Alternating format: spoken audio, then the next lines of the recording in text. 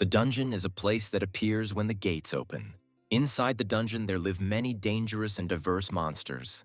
It was also a battlefield where hunters, superhumans with inexplicable superpowers, hunted and demonstrated heroic strength. In the 10 years since the gates first appeared, hunters and ordinary people have learned to coexist, and the popularity of hunters has gradually increased. However, there was only one way to become a hunter. You had to climb from the first floor of the tower to the 100th, and at the same time become stronger.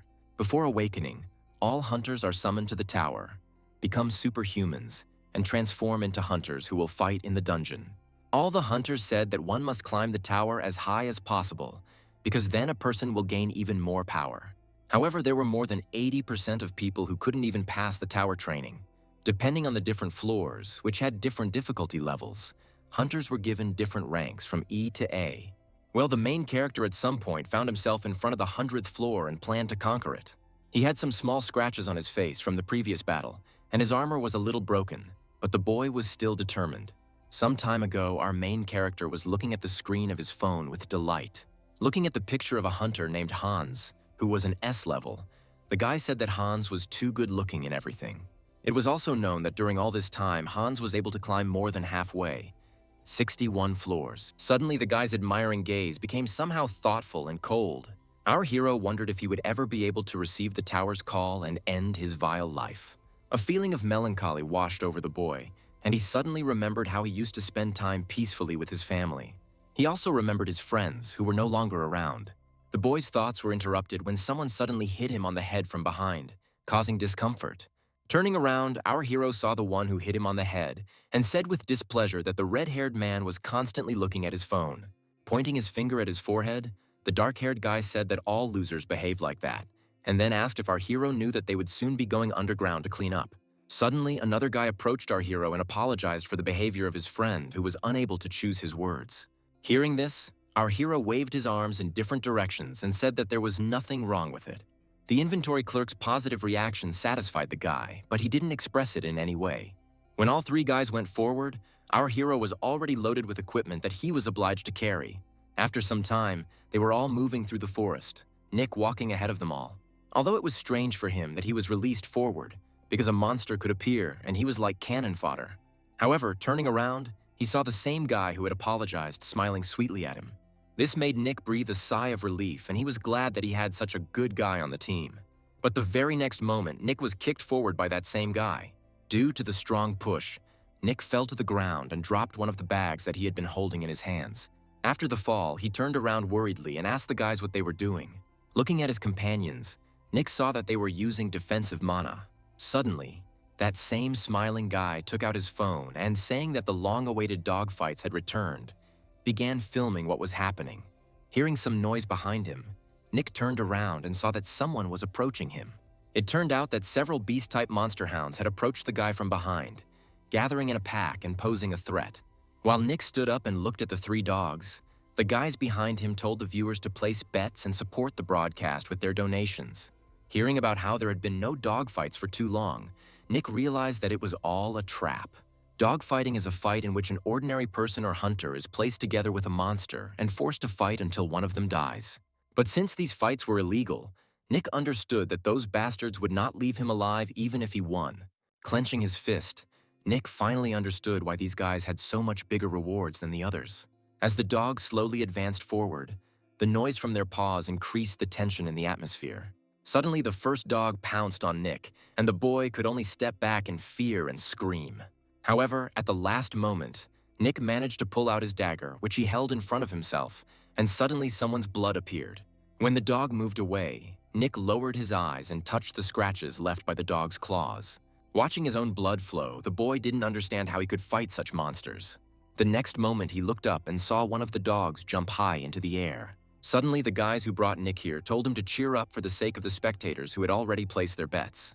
By that time, the guy already had scratches on his face, and he was trying to hold back the dogs with his hands. The moment someone asked if he was going to become monster food like his parents, Nick immediately tensed up. Gritting his teeth and with hatred, Nick called them bastards. Turning around at them, the guy sternly said that they would all die today. The guys just laughed at his words and said that he was the only one who would die today. Ignoring their words, Nick grabbed the whistle that was around his neck. Taking out a whistle, he blew into it and created a sound that surprised everyone present. Because of the loud noise, the dogs also immediately tensed up and began to growl with displeasure.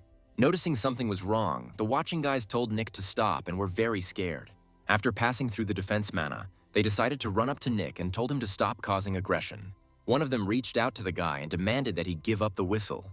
However, he did not notice how one of the hounds sank its teeth into the outstretched hand. Following one dog, many others appeared who also wanted to pounce on the guy. A few moments later, the bitten guy and his two friends found themselves surrounded by dogs. When people started screaming, Nick smiled and reminded them of his words. But suddenly he heard someone barking from the side and abruptly turned his gaze in that direction. Raising his head, he saw a huge dog attacking him with its mouth open. Noticing the threat, Nick attempted to dodge.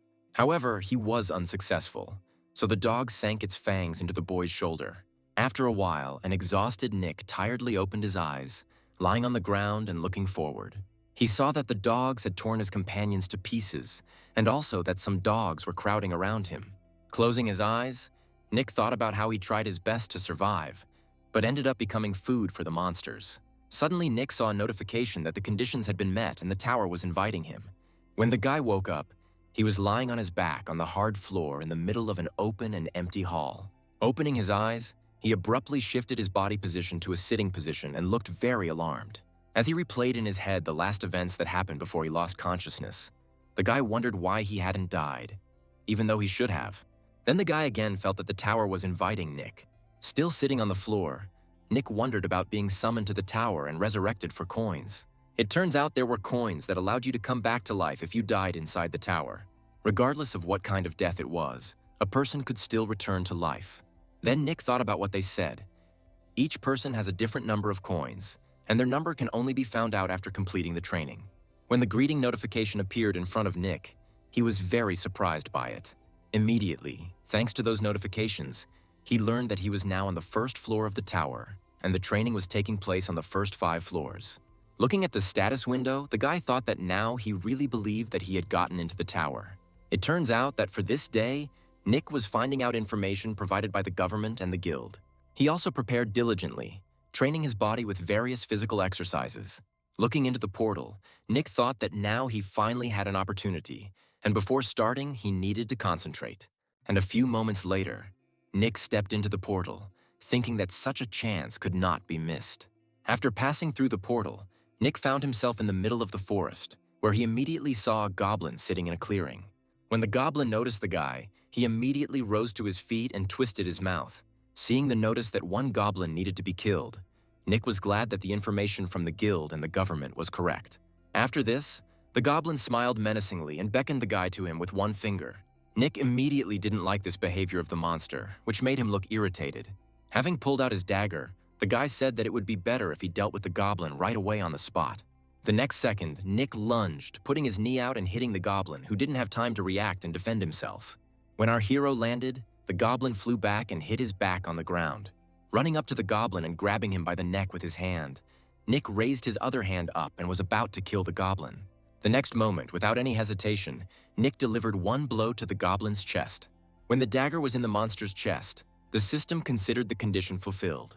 After removing the dagger from the monster's chest and standing up, Nick said that it was easy. Wiping the sweat from his face with his hand, Nick wanted to say that it was easy to deal with.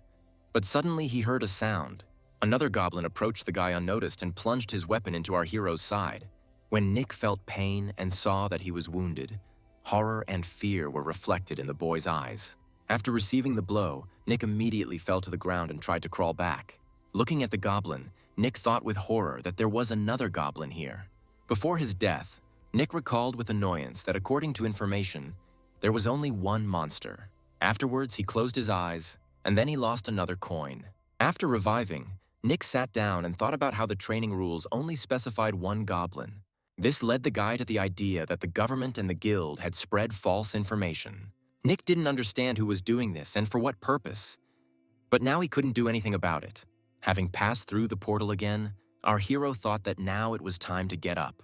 3 hours later, Nick sat down behind the bushes and thought that not a single goblin had appeared the entire time. But he couldn't act rashly, because he didn't know how many goblins there were here. When he heard a rustling sound to the side, Nick immediately turned his gaze there. Then he suddenly noticed that one goblin joyfully headed in a direction unknown to our hero. At that moment, Nick decided that it would be best to follow the goblin unnoticed. After some time, without realizing it, the goblin brought the boy to their fortress. Continuing to watch, Nick immediately saw the goblin who killed him last time. But something else made the guy's gaze immediately turn surprised. Seeing a small statue, Nick thought that it was some kind of artifact. But according to the information, they shouldn't be here. Suddenly, Nick remembered Hans's words that there were hidden treasures and opportunities in the tower, and only by using them could one rise high in the tower. Armed with a dagger, Nick thought that no matter what happened, he had to get that statue. Finding the right moment, the guy rushed forward with a dagger in his hand. Suddenly, the expression on one of the goblin's faces twisted. It was because Nick's dagger had pierced that goblin's chest. The second goblin, who killed the guy the first time, turned in the direction from which the dagger came. It turned out that at that moment, Nick was already very close, and raising his hand up, he said that this was revenge for the fact that he was stabbed the first time. When the massacre of the goblins was completed, the first floor was passed. But Nick looked thoughtfully at the statue. Thinking that the goblins seemed to be protecting the tower, Nick picked it up. As soon as the guy took it with both hands, the statue immediately began to shake. And soon, out of nowhere, a wind and a golden light appeared, which enveloped the guy. After a few moments, the statue began to break and golden color began to pour out of it. After the statue broke, Nick saw notifications about a hidden quest whose reward was the lunatic's destiny. As a reward for completing the quest, Nick received eyes that gaze at the stars. Nick was very surprised when he learned that he had received S-level powers. In fact, the highest and most accepted level was that of the S-level hunter, Hans. However, Nick was able to gain powers beyond his level, which was crazy. Thinking about how to use this ability, Nick delved into studying. Realizing that by using this power, the guy would be able to collect all the rewards in the tower, Nick decided to move on. As soon as Nick entered the second floor, he immediately felt a sharp pain in his body. Turning his surprised gaze in that direction, he saw that his blood had just been spilled. Having appeared on the second floor, Nick immediately began trying to escape from his pursuer. As Nick continued to run away, he was unhappy that the government and the guild were lying about their information. It turns out that Nick didn't know that the kobold our hero had to deal with was using a weapon. Hiding, Nick thought that he had already been caught on the first floor, having trusted the guide. Touching his shoulder where the dart was sticking out, the boy said that he should have thought about the variable. Nick decided that the most necessary thing now was regeneration, after which his wound began to heal. Holding the bottle of medicine in his hand and looking over his shoulder, the guy thought that it was already better. Leaning his hand against the tree, Nick said that the monster had a good sense of smell and a weapon, so he had to be careful. However, the guy felt something on his right hand, which caused him to turn his gaze to it and examine it. Not understanding what kind of substance was in front of him, Nick decided to use his eyes that looked at the stars. Our hero immediately discovered that the sap of the facade tree emitted a scent that was difficult for the kobold to detect, and it was worth applying this sap to the body. While Nick was searching for information using his ability and applying juice to his body, the kobold walked around the area and looked for the guy. It turned out that Nick was hiding in a tree with a knife, but the kobold couldn't smell him because of the tree sap that the guy had smeared himself with. Hearing some sound behind him, the monster turned around abruptly. However, Nick was very fast, and the kobold did not have time to react and dodge the guy's attack. When Nick struck the monster, he looked very confident and did not hesitate. Having plunged the dagger into the monster, the guy almost immediately pulled it out sharply, causing serious injury. Getting up from the monster, Nick thought about the fact that the kobold really couldn't smell him. Immediately after this, Nick received a notification that he needed to pick up the claw from his ring finger, and then maybe something good would happen. Having decided to follow the instructions, our hero immediately took the required claw. When the new portal appeared, Nick thought that it seemed like he hadn't left anything on this floor. But he immediately learned that the training area also provided food and water for their efforts. Having decided to eat the offered food, Nick remembered what they had said about the events that took place after the second floor.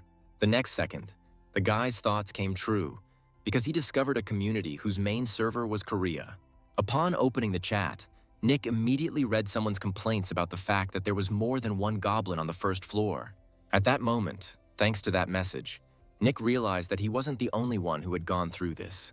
Noticing the discontent and disagreements in the chat, our hero concluded that people did not believe what others were saying. But immediately after that, Nick thought that it would be good for him to join the community too. Without thinking twice, Nick immediately decided to register a nickname and called himself a childish name, a beautiful princess. Our hero believed that he could attract people's attention with posturing and childish messages and get people who knew about the false information to react. Soon, comments began to appear from people who had also been through this, and Nick felt that this would help him find allies. But in order to publish accurate information faster, Nick decided to move faster. When Nick entered the third floor, he received a notification that he needed to go through all the traps. When the guy heard about this, he immediately turned pale with fear and horror. When something suddenly flashed before the guy's eyes, Nick immediately tensed up and became scared. It turned out that huge spears had appeared from the floor right in front of his face. Frightened by this unexpected move, Nick fell to the floor and backed away. At that moment, he said that he had just escaped death, but he still did not understand how many traps awaited him ahead.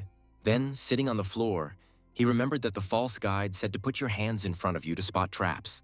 Realizing that they were lying in order to deprive the players of their hands first, Nick became angry and decided that nothing would go according to their plan.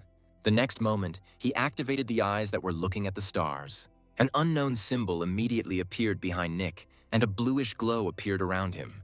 And after a few moments, our hero was able to find the location of all the traps. The third floor contained a large number of traps, each of which was deadly. After some time, Nick was able to walk the entire floor and sat down near the portal to rest. Thinking that at least this time they gave him a filling and good lunch, Nick decided to open the food box. Having started to eat the food, the guy sighed heavily and thought that those traps were really terrible. One of the terrifying traps was an old pendulum clock, which Nick successfully passed. There was also a bright fire show trap that Nick quickly ran past. When the blade trap came across, our hero had to jump high. Holding his lunch in his hand, Nick suddenly thought that if he didn't have this ability, he wouldn't be able to get through this floor even with 100 coins. Suddenly, a ringing sound was heard from somewhere above, which the guy immediately noticed. Seeing his stats, the guy remembered the words about how people were born with magical powers, and Nick's stats were supposed to be the highest among the newcomers. With the thought that he could be talented, the boy stuffed the spoon with food into his mouth with satisfaction. The next moment, Nick decided that he should try to go on with the same good mood. Charles, who was a member of the Sengun Guild, said that there was 1 coin left if you logged out as a C-level player. He knew that the guild chairman would most likely try to kill him because the man knew too much information. Suddenly, someone burst into the room and asked anxiously if Charles had seen the post in the community. Then the newcomer reported that someone was causing a stir again in the training area channel. Charles said with displeasure that his head was already hurting, so it was worth just showing him. Charles thoughtfully read the post about the traps that were in the first half of the third floor. When he read about what was in the second half, he became even more angry. But when he saw the call not to believe the information from the government and the guild, he could not contain his anger. Unable to contain his aggression, the man violently struck the table, breaking it in two and frightening the other man. As the wood chips from the table flew in all directions, the man turned to Charles with concern.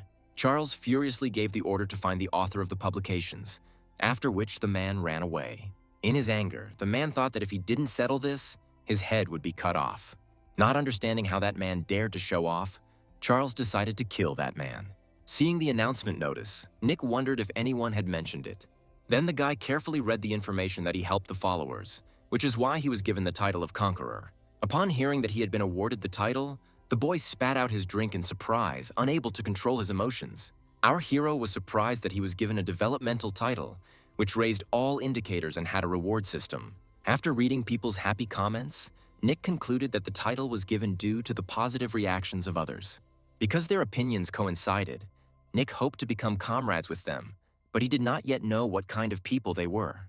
However, in addition to the positive comments, Nick also saw those that said the third floor wasn't all that difficult. Someone was constantly stirring up trouble. The guy's mouth twisted at the thought that people did this out of fear that it would be revealed that the information was false. However, our hero was pleased with himself at the thought that he could expose all their lies himself. During this time, Charles managed to smoke a large number of cigarettes due to nerves. Nick was wondering if anyone would be able to follow him, as he intended to become stronger during this time. Suddenly, on the third floor, there was a hidden place, a hellish pit. However, at that very moment, Nick discovered 3 hidden artifacts: a clockwork part, a level A secret jewel, and a level A explosive scroll. When Nick got to the 4th floor, he had to climb a rock. Then he noticed a dark blue tree that needed to be pulled out, and then maybe something good would happen. Seeing this notification, Nick cried out joyfully that this was true and he had been expecting it. When the fourth floor was completed, he was glad that there were no coincidences with the guide. Falling to the ground, he was indignant that the guide did not mention that the height of the cliff was controlled by the artifacts available. Suddenly, the guy's gaze fell on a stone that was magical and had some kind of inscription on it. Nick picked up the stone and read that it had a name written on it: John Traylor. In fact, John Traylor was a great sage and long ago climbed to the 92nd floor and was able to create a homunculus. But Nick knew that no one had ever gone above the 64th floor, and there was also a previously unknown homunculus. All this led Nick to the idea that the tower existed even before it became known. Thinking about all this, Nick scratched the back of his head thoughtfully. Having started to examine his bags, the guy decided that there was no point in thinking about it now, because he wouldn't find out anything anyway. Walking towards the portal, our hero said that if he climbs higher, he will gradually learn everything himself. There was a look of determination in Nick's eyes as he prepared to begin the final floor of training. On the fifth and final floor of the training, you had to deal with a boss monster. The news that he could use his abilities made Nick very happy. But suddenly a notification appeared about increasing the difficulty due to the fighter's level, and a huge high-class monster appeared in front of Nick. Seeing such a giant in front of him, Nick thought that it was too much. The fish warrior was a sea-type monster and its power was reduced on land. However, upon hearing that the monster was third class, Nick was very surprised. Without giving the guy time to think, the monster pounced on him with its mouth open.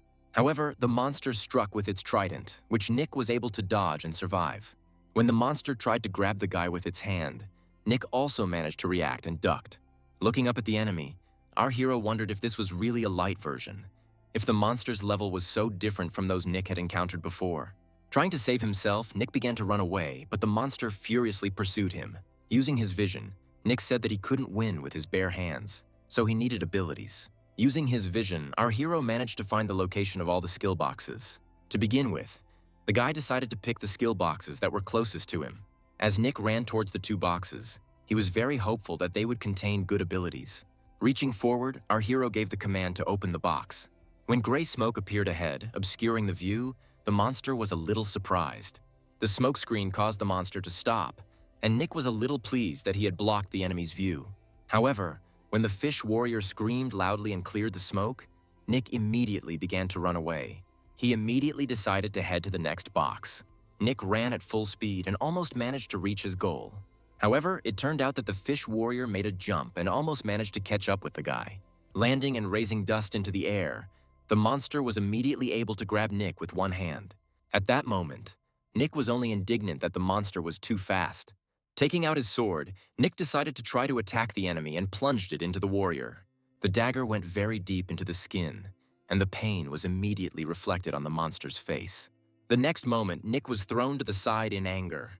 After rolling on the ground for a bit, the guy broke it. Enraged, the fish warrior swung his trident and growled at the boy, preparing to kill him. But by extending his hand, Nick was able to activate the box to which the monster had involuntarily thrown the guy. Just as Nick was rejoicing over the fact that he had received a firebomb, a new danger was approaching him. The fish warrior decided to kick the guy, but our hero put his hands in front of himself, trying to block the blow. But despite this, the monster's kick was too strong, causing Nick to crash into a rock. The powerful impact also caused a hole, which was caused by Nick's body colliding with the rock. Wiping the dirt off his face, Nick said that the fish had a bad character, because the guy wasn't even given the chance to be happy. However, it turned out that at that moment the fish warrior was already nearby and again swung his trident at our hero. However, the monster was surprised when Nick stabbed him in the leg. Looking at the monster, Nick mockingly asked if it hurt, but immediately the monster screamed in such pain. Enraged, he tried to hit Nick, but the guy managed to dodge. As he prepared to strike, Nick said that it would hurt even more this time. And the next moment he set the monster on fire, taking advantage of the enemy's hesitation.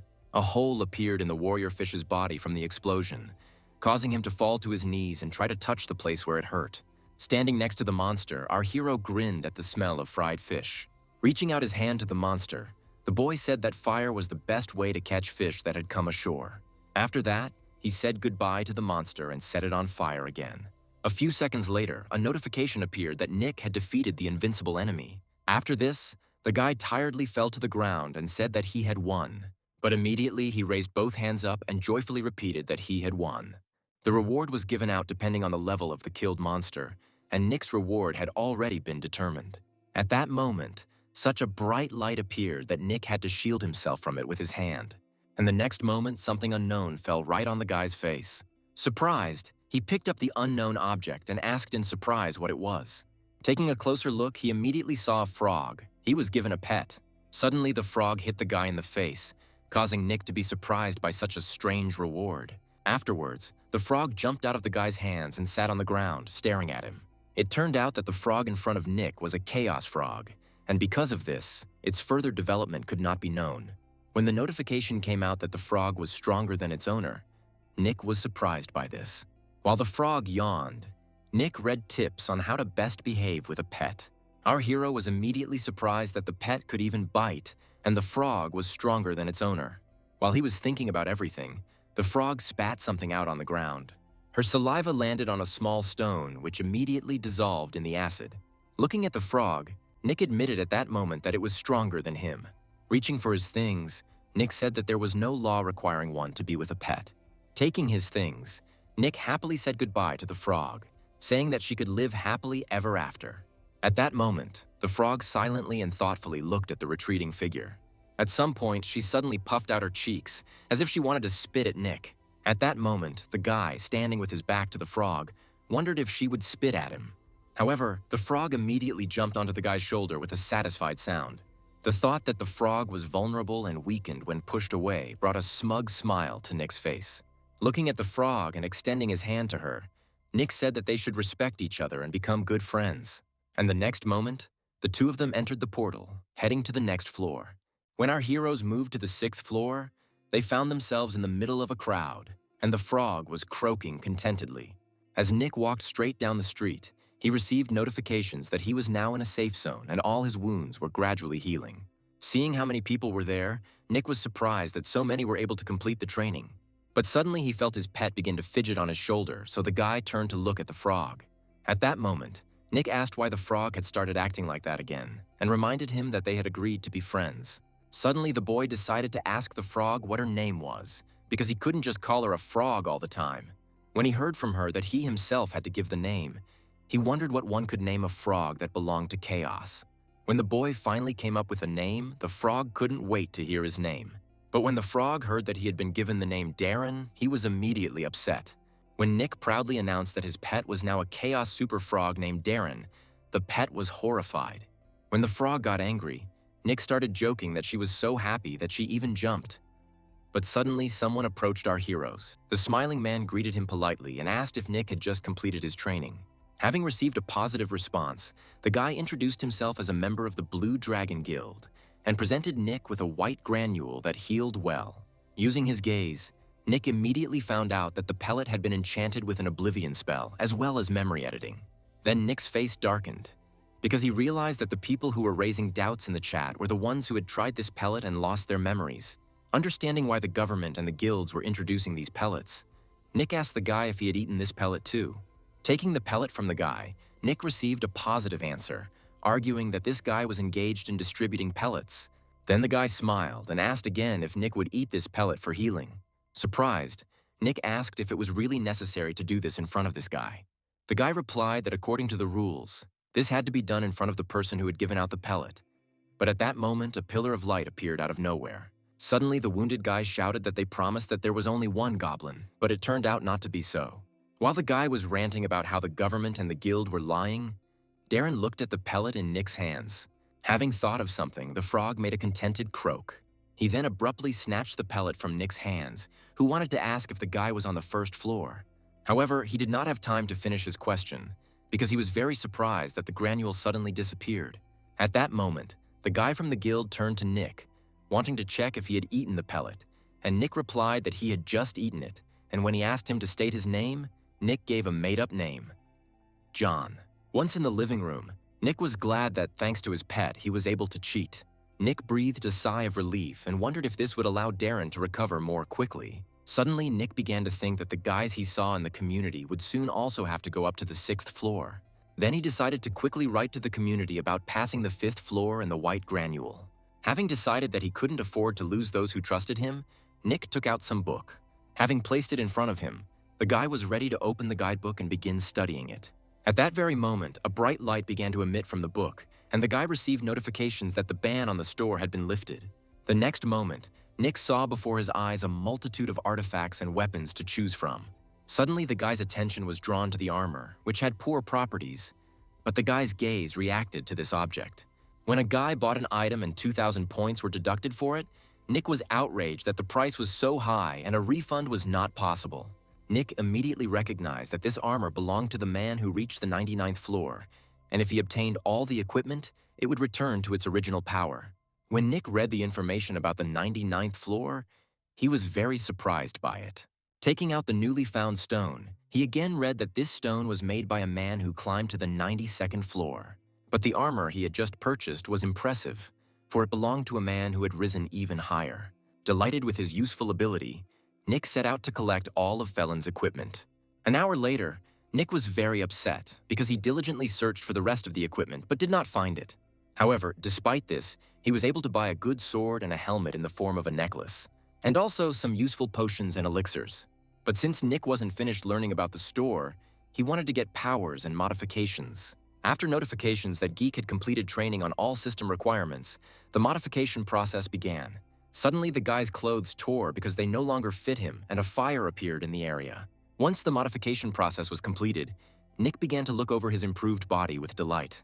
Suddenly, notifications arrived that Nick would be given a random box with an ability, but the guy was surprised that it would appear from his bag. Suddenly, all the hidden parts that Nick had been putting together rose into the air as the boy looked at them in surprise. When they merged together, a small capsule was formed. And then that capsule turned into a box, and Nick received a notification that the level of the box with the guy's powers had increased to the highest. Because it was the first time someone had received such a box, Nick was given points as a reward, and the guy was surprised by this. When Nick got the ability to combine other different abilities from the box, our hero was absolutely delighted. Nick happily grabbed the frog and hugged it, saying that these were S-level powers. But when notifications came that for the first time in the entire server, Nick had received 2 types of powers, which was impossible.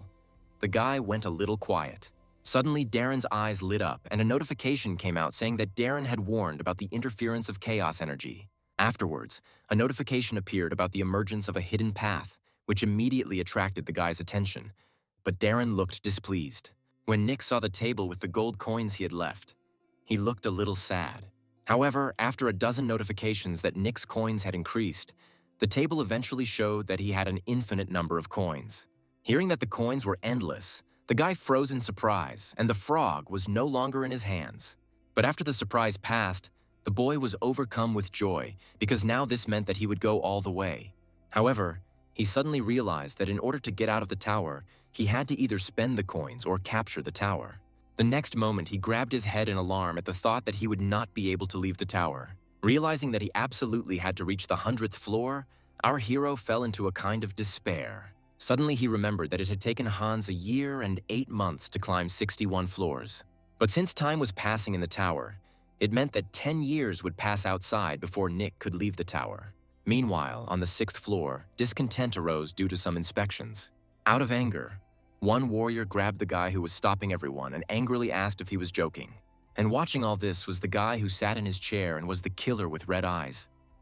Jack was responsible for peace and safety.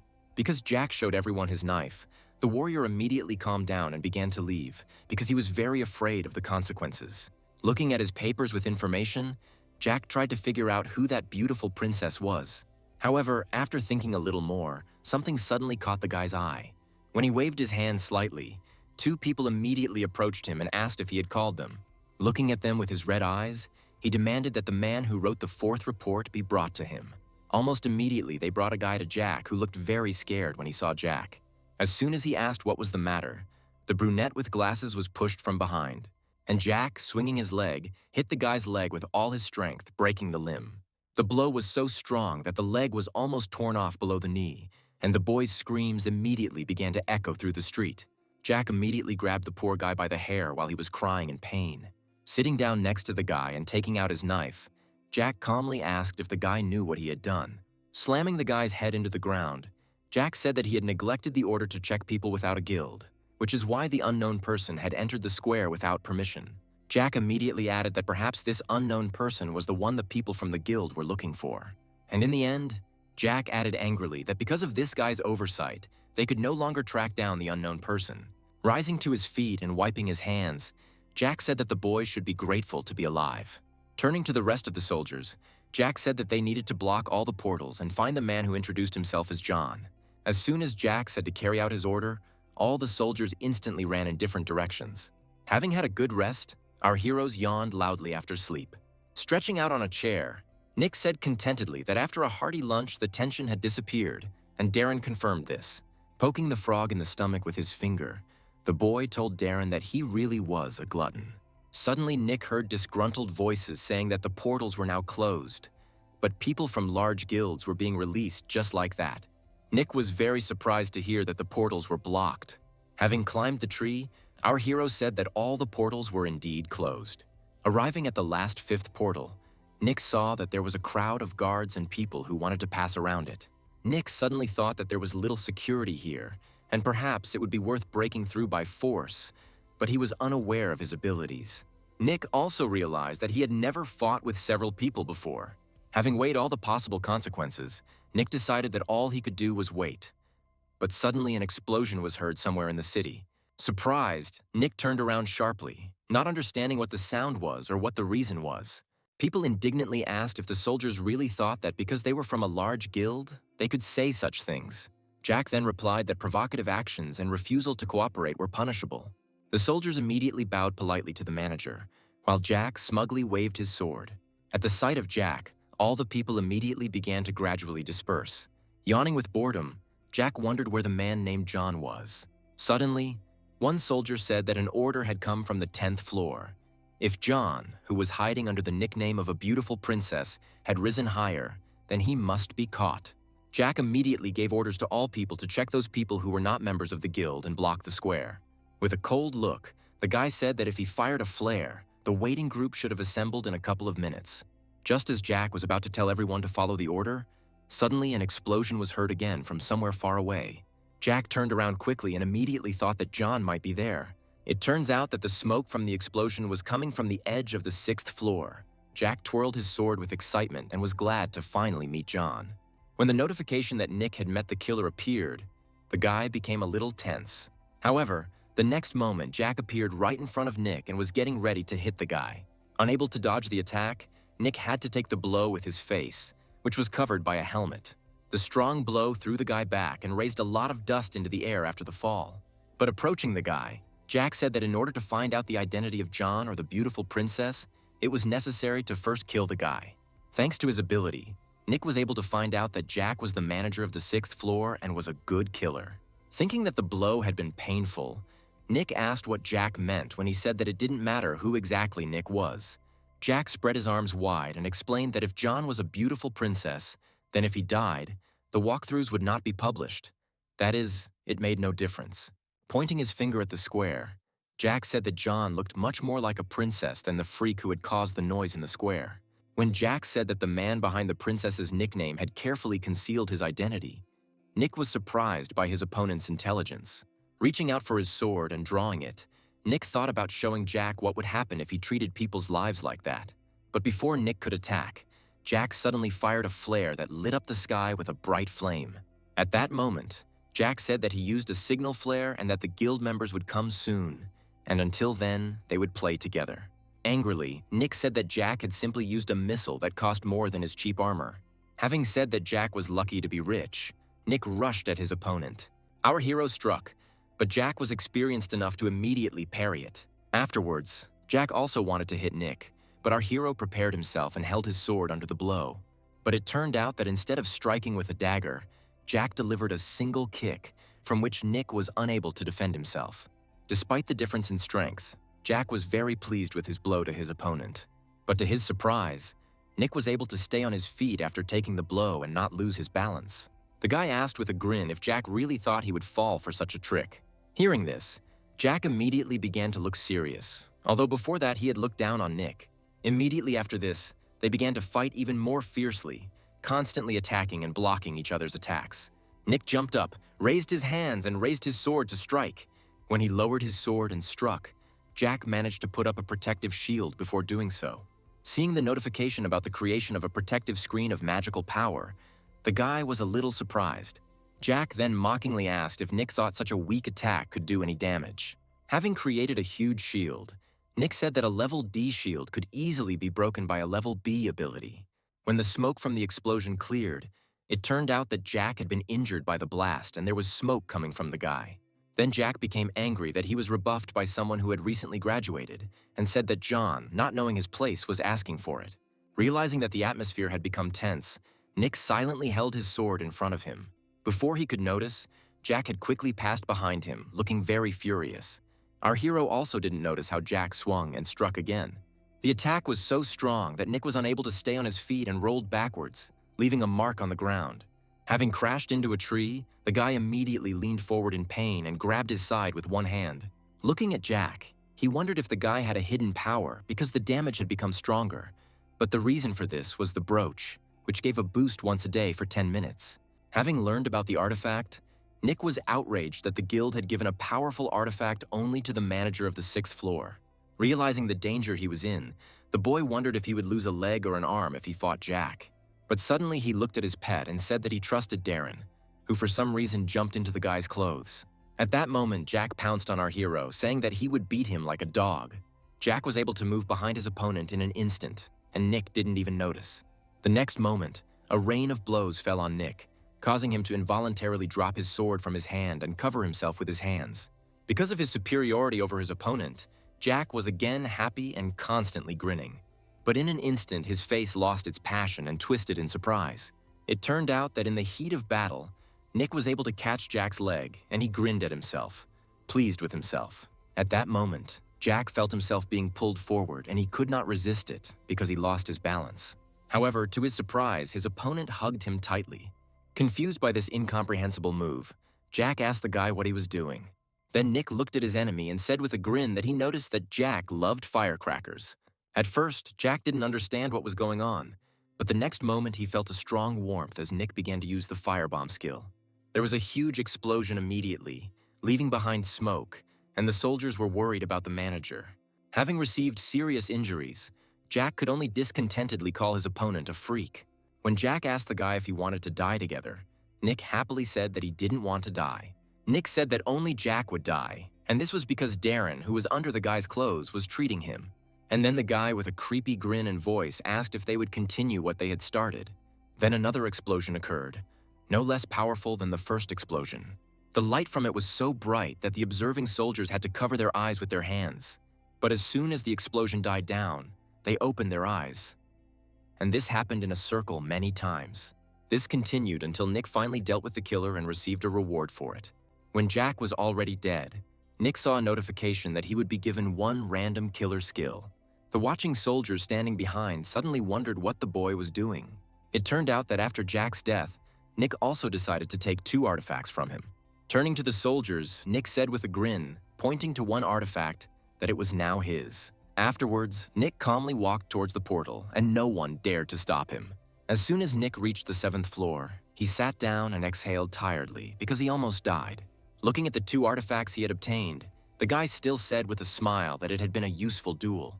Now our hero had 3 artifacts at his disposal, one of which he had acquired earlier. But while the guy was quite fixated on the objects, Darren croaked discontentedly. Then Nick admitted that without the help of Darren, who constantly treated the guy, he would not have been able to win the fight. Realizing how important the pet's help was, Nick smiled and joyfully patted him on the head, thanking Darren. However, even after a gentle pat on the head, the frog continued to express dissatisfaction. Nick immediately guessed that the reason was that you can't put a thank you in your pocket. That's why he decided to get lunch, which had a lot of meat, and it also improves regeneration. After saying it was only worth 300 points, Nick asked Darren if he liked it, who was already very pleased. After some time, Jack woke up, getting out of bed in alarm. The guy immediately remembered how exactly he lost to his opponent. Scratching his head, the boy thought with annoyance that one skill had also been taken away from him. Remembering the image of John, Jack thought that he would definitely find the guy and kill him. At that very moment, the guy whom Jack had beaten up earlier came into the room. Seeing the new arrival, Jack said without hesitation that from today he was leaving his position as manager. Getting out of bed and getting dressed, Jack said that he would hand over the responsibilities to the guy so he should follow him and study. But first it was necessary to sort out the mess in the square. Approaching the guy, he asked if they had caught the one who was causing chaos in the square, but Jack had yet to find out about that. Later, Jack was brought to the square and he couldn't hold back his verbal abuse while the other guy stood tensely behind him. It turned out that the man could not be stopped. So the portal was broken through and everything in the area was destroyed. Entering the battle, Nick immediately tried out his new skill, Threat. In an instant, all the goblins in front of the guy were paralyzed for a while. However, this was enough to deal with each of them and fulfill the floor's conditions of killing 10 goblins. Looking back, the guy thought with a grin that Jack's ability had proven very useful and had helped him quickly deal with his enemies. However, Nick thought that it would be better if he received kicks or a shield, and then he thought about whether he should go straight to the 8th floor. But Nick thought about the fact that there was a development area from the 7th to the 9th floor, so maybe there was something else in that place. Closing his eyes, the boy concentrated and noticed the approaching enemies. Turning around, he immediately struck, saying that he would continue to kill them. Having killed another 30 goblins, the boy tiredly leaned on his sword stuck into the ground and tried to rest. When he received a notification that a beginner's kit was being awarded, the guy was surprised. But when the notification disappeared, only a small pill appeared in the air. She immediately fell to the ground, so Nick had to pick her up, wondering what it was. But Nick was very surprised when he learned that after use the indicators increased. Popping the pill in his mouth, a satisfied Nick said he now understood why this area was for development. Once the use was completed, Nick immediately felt the effect and was delighted. But suddenly the guy realized that he needed to hunt to raise his stats, and the monsters he had killed before didn't count. Nick instantly became more cheerful at the thought that he would become very strong if he killed 100 monsters. Because Nick was too fierce an opponent, the goblins only ran away from him. However, they were not strong enough to avoid the fire the boy was creating. At that moment, it turned out to be Nick's 125th killed goblin. Only when Nick saw the notification that he had reached the limit of his indicators for the moment did the guy calm down. Looking down at his pet, Nick praised Darren for a job well done. Nick said he wanted to rest, but suddenly a notification appeared about a unique quest that required him to defeat a boss monster. But Nick was a little upset that he couldn't see the unique information about this quest, even if he used his vision. Jumping up the tree, the guy said that his powers were not infinite and now he himself would have to look for the boss. Then the guy thought about the fact that there were only goblins in the arena, so the boss must also be a goblin. At that moment, Nick remembered all the types of goblins he knew that were stronger than the standard ones. The guy immediately ruled out one goblin, but he thought about the other two that he could easily notice them, since those species form a cluster of goblins. The conclusion was reached very quickly due to the information known to Nick. Very quickly, our hero realized that the boss in these circumstances was a goblin with jewels. Nick knew very well that the goblin with the jewels was a coward, and was very interested in the jewels. He then began to think about how to catch the goblin, while Darren noticed a butterfly fluttering nearby. But he immediately looked away from her when he felt a warm hand on his head. Leaning towards Darren, Nick said eerily that it was time to earn his keep. Suddenly, from the outskirts of the arena, the goblin smelled a familiar scent. Looking at the exit of the cave, the goblin thought that there was a scent of jewels outside it. But he also smelled the blood of his other brothers, so he didn't understand what he should do. But after a short thought, he cheerfully rushed forward because he believed that he must definitely follow the smell of jewels. While moving through the forest, he could navigate very quickly by smell.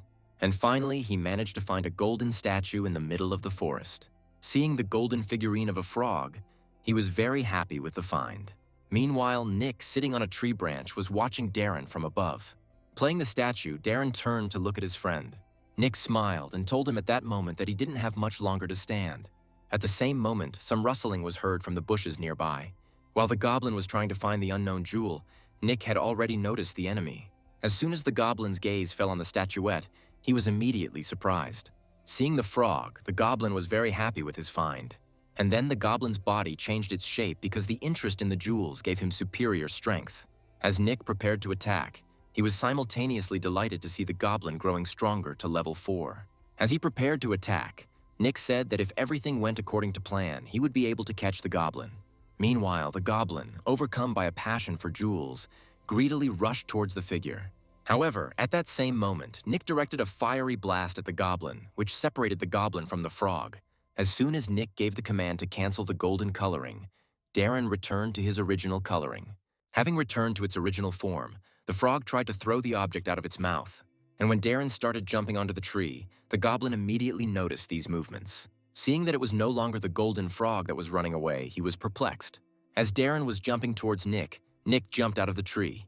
And when the friends were finally reunited, Nick happily said that Darren had done a good job. But while the friends were joyfully reunited, the goblin wasted no time and attacked our heroes. The goblin was about to strike, and Nick gave the command to put the secret jewel back into the inventory. As soon as the jewel disappeared, the goblin immediately began to become exhausted. Afraid of taking serious damage, Nick closed his eyes and turned away slightly.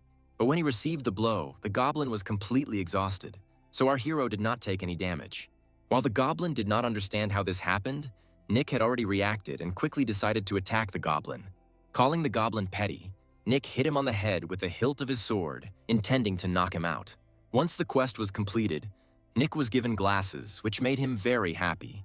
The guy crouched down and wanted to open the goblin's bag of treasure while the other goblins hid in the caves after killing the boss. As Nick reached into the bag, he said that the thing itself was cool, but the contents were more important.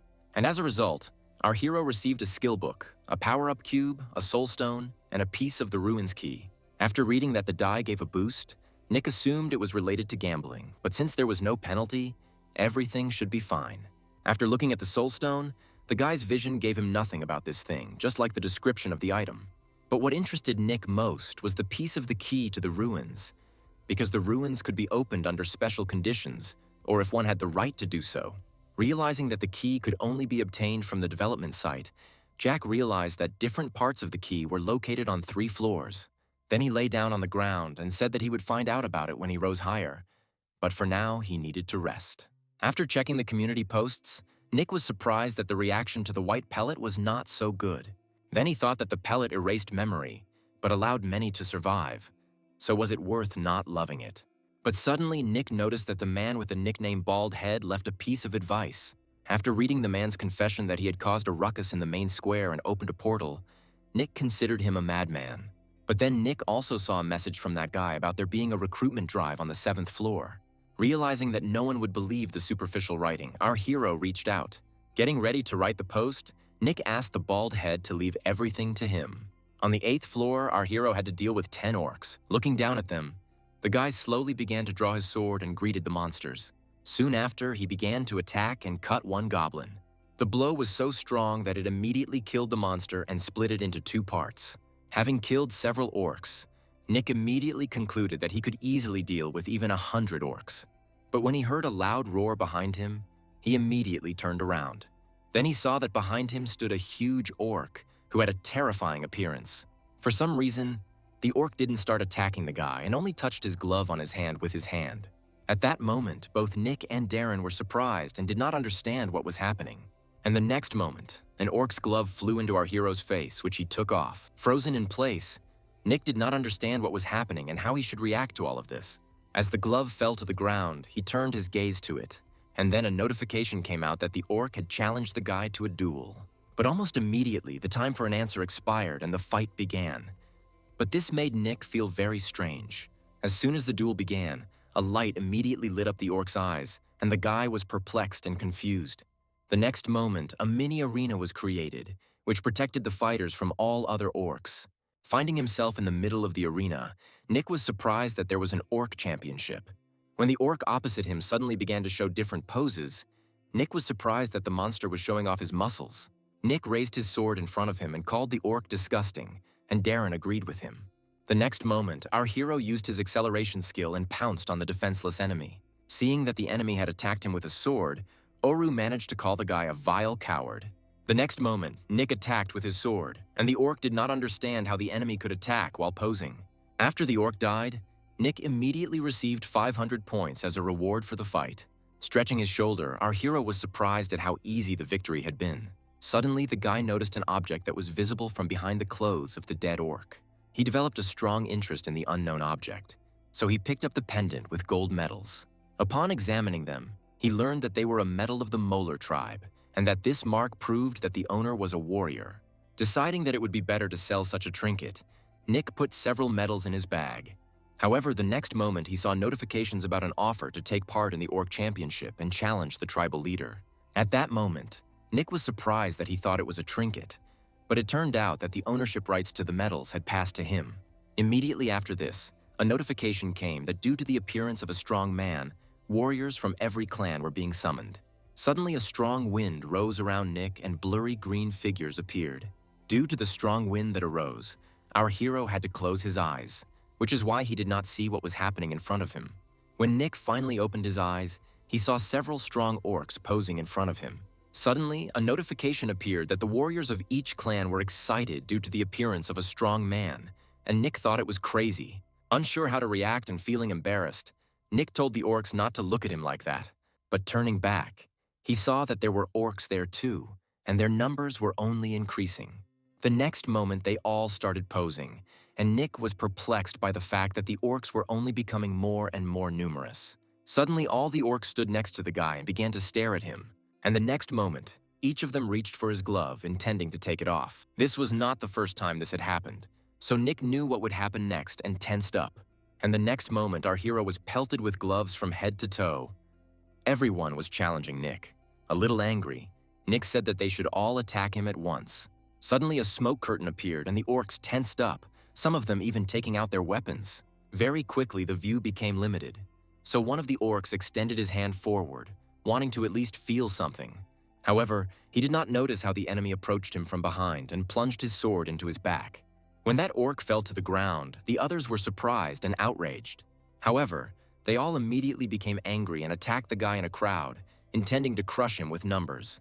This only amused our hero, and preparing to attack them, he only tried to provoke the enemies. The next moment, our hero used a threat skill which immobilized all the orcs. Nick then used the boost and took the upgrade cube in his free hand. Then our hero received a burst of damage from the dice, so he attacked the orcs with even greater force. It took him only a few moments for the last of all the orcs to fall to the ground. Afterwards, he exhaled heavily and rose above the corpses of his defeated enemies as reward notifications came to him. Afterwards, he put his hand into the bag, putting the orc's item he had found inside. Still inside the arena, Nick noticed notifications that he was now a great warrior, having won the championship. But when he was offered the right to challenge the tribal leader, Nick was surprised and was in no hurry to make a choice. He immediately became indignant at the fact that he had previously fought to the death and had just won, and clearly did not want to get into a fight again. But after seeing the notice that if he refused he would lose the right to challenge, the guy immediately hesitated. As soon as Nick issued the challenge, he was transported to another square where the great leader of the orcs was located. Delinos was a great leader of the tribe, and he was the boss monster of the third floor, and also had a good tenacity skill. Outraged that the orc was simply sleeping, Nick reached for his sword and was ready to draw it. With his arms crossed over his chest and his head slightly lowered, the tribal leader slept peacefully in his place. Deciding that this was a good moment to attack, Nick snuck up behind him and tried to hit the enemy from a blind spot. The next moment, a huge explosion occurred, with which Nick intended to destroy the enemy. With a smirk on his face, the boy asked if he had been able to destroy the enemy. But Darren noticed something strange. The next moment, a shadow appeared over the guy. Surprise was reflected in his eyes, and Darren looked very worried and scared. It turned out that even after the attack, the leader continued to be in his place, but was frozen in one position after the chair collapsed. While Nick was enjoying the fact that the orc was sitting on an invisible chair, the enemy opened his eyes and looked at the guy. Rising from his seat, the orc said in his native language that it was not an invisible chair. As the orc stood up and began to approach, our hero immediately held his sword out in front of him and prepared to attack. However, the next moment a strong wind arose as the orc suddenly began to do squats. Nick and Darren looked at their opponent with great surprise, and the orc looked at them with seriousness. For some time, the opponents stood opposite each other and simply looked into each other's eyes. However, Nick was very surprised when the orc suddenly began to turn his back to him. Lifting a homemade dumbbell, the orc said that today was his leg exercise day. But suddenly, instead of starting to do the exercises, he squeezed one end with his hand and began to break it. Having crushed the stone, the orc said that because the boy had interfered with him, it was already too late. Raising a powerful battle axe, the orc said that Nick must atone for his guilt. As the orc abruptly donned his battle armor and his entire appearance radiated rage, Nick saw a notification that the battle had begun. Suddenly, a deafening roar from an orc warrior was heard, temporarily paralyzing our hero. Taking a defensive stance, our hero asked again if the orc meant that he didn't think about all sorts of nonsense. And immediately after, he used acceleration, which caused him to begin approaching his opponent with lightning speed. Nick quickly ran past the orc and struck him with his sword. At that moment, he turned around, wanting to know if he had been able to deal with his opponent. However, something was rapidly approaching him. It turned out the orc was attacking with an axe, but Nick was quick enough to turn around and put his sword in front of the blow. But even so, the orc's attack was too strong, so Nick fell, raising a lot of dust into the air. While our hero was coughing, the orc's silhouette was visible from behind the cloud of dust. Then Nick immediately realized that this opponent was much stronger compared to those he had met before. The orc didn't give the guy time to rest and immediately attacked Nick again, swinging his huge axe. Raising his axe, the orc brought it down with terrible force, destroying the entire earth with the impact. But it turned out that Nick did not get hit and managed to step aside, and then intended to attack. Taking advantage of the element of surprise, the boy attacked the monster from the side with a firebomb. Our hero was delighted with the power of the level B bomb, but at that moment Darren noticed something was wrong. It turned out that the orc was able to withstand the powerful explosion and immediately attacked Nick, who was thrown back many meters. Lying on the ground after the blow, Nick said with annoyance that the orc did not receive any damage even from the bomb. But after looking at the enemy, the guy immediately realized that when receiving fatal damage, the abilities became stronger. Almost immediately, the orc's wounds healed, and he began to pursue Nick, who ran away, thinking that giving such an ability to the boss was a scam. Roaring loudly without taking his eyes off his target, the orc intended to strike again. Almost immediately, his axe reached the ground, but Nick was lucky enough to avoid the axe. Crawling back a little, our hero continued to sit in place, and the orc looked at him, in no hurry to approach. Having decided that since attacks weren't working, he needed to change tactics, so Nick wanted to use the threat skill.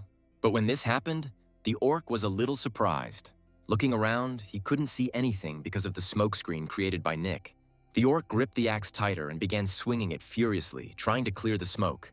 Nick hid behind cover and was surprised that the orc had lifted his paralysis and cleared the smoke on his own, and was now searching for our hero. The boy angrily reasoned that his best firebomb skill was an opportunity for the enemy to improve. He was trying to figure out what other way to deal with the enemy, when suddenly he saw a hint that the bodybuilder's weak spot is their back. Continuing to stare, not understanding what to do with this clue, while the orc was furiously attacking everything in the area, wanting to find the guy, Nick believed that the back was unattainable. Darren suddenly intervened and told Nick to use his abilities.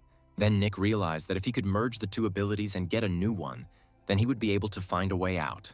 After looking through the possible options, Nick was surprised that his vision ability suggested merging certain abilities. But while Nick was rejoicing over the fact that he seemed to have found a way to solve the problem, the orc also found the guy and snuck up from behind. At the last moment, our hero sensed something was wrong and quickly turned back.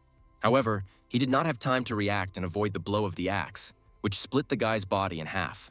Splitting into two parts, Nick's body suddenly lost its usual shape.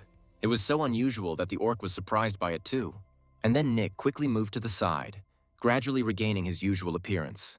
Now our hero had the ability of fog acceleration. Nick could accelerate by turning into fog. But without wasting time, the orc decided to attack the guy again. At the moment when the cold weapon almost reached the guy, there was not a drop of worry on Nick's face. Smoke formed around the orc again, which surprised him again. The next moment, Nick appeared behind the orc and had already prepared his sword to strike him in the back. After Nick plunged his sword into the orc's back, he hung there, holding onto the sword. Turning around sharply, the orc cried out, asking what the guy was doing. Then the orc tried to reach his back with his hands, but he really couldn't do it. This happened for the first time, so the orc was also very surprised by such an unexpected event. Using the brooch's boost, Nick swung and remarked that the orc seemed to really like swinging. Nick immediately used the weight bracelet and was able to control his weight, wanting to make the orc do squats with the weight. Starting to hit him in the back many times, Nick told the orc that during squats he should not slouch and should straighten his back. However, the moment the orc took too much damage, his resilience skill activated again. However, Nick's eyes showed confidence in his victory, and he was going to continue attacking. Having said that the orc's ability was very unusual, Nick pierced the orc's skin and stuck his hand inside. Then he asked with a grin if the orc could survive if he was fried from the inside. And the next moment, there was a huge explosion that tore the orc apart from the inside. When the orc had no strength to continue the fight, he fell to the ground, and Nick rose above him. At that moment, Nick sighed heavily from fatigue, and he received notifications that he had dealt with the leader. And then he raised both his hands up, and closing his eyes tightly, joyfully shouted that he had won. Returning to the arena, Nick fell under a tree and was surprised that the third-level monster was so strong. At that moment, a notification came out that the guy would be given a reward, and Nick saw two sources of light in front of him. It turns out that Nick was given another piece of the key to the ruins, and then he became convinced that the key appeared after defeating the boss. While putting the new part of the key into the bag, the boy wondered what would happen if he connected this part to the first one. At that moment, the two parts connected with each other, and together they began to look more like a key. Jack grinned and said that he didn't know where those ruins were, but he intended to find them. But at that moment, he remembered that there was still one more reward left for him. And at that moment, he suddenly saw a strange object in front of him, which caused Nick confusion. The item fell onto the guy and immediately stuck to his face, forcing Nick to peel it off his forehead. After examining the object, Nick soon realized that it was a concentrated clot of the great leader of the tribe, which contained the power of the main orc. As Nick continued to study the subject, he began to wonder if this miracle cure was actually more than just poop. The miracle cure that Nick knew was a precious treasure, because it was the only way to become stronger. Nick remembered the hunter who used a similar remedy and immediately rose to level S. Continuing to look at the object in his hand, the boy realized that this remedy was not so powerful. However, he decided that it would be useful, and to Darren's surprise, he stuffed it into his mouth. Nick blinked, feeling sick, and thought that if this was to make him stronger, he could bear it.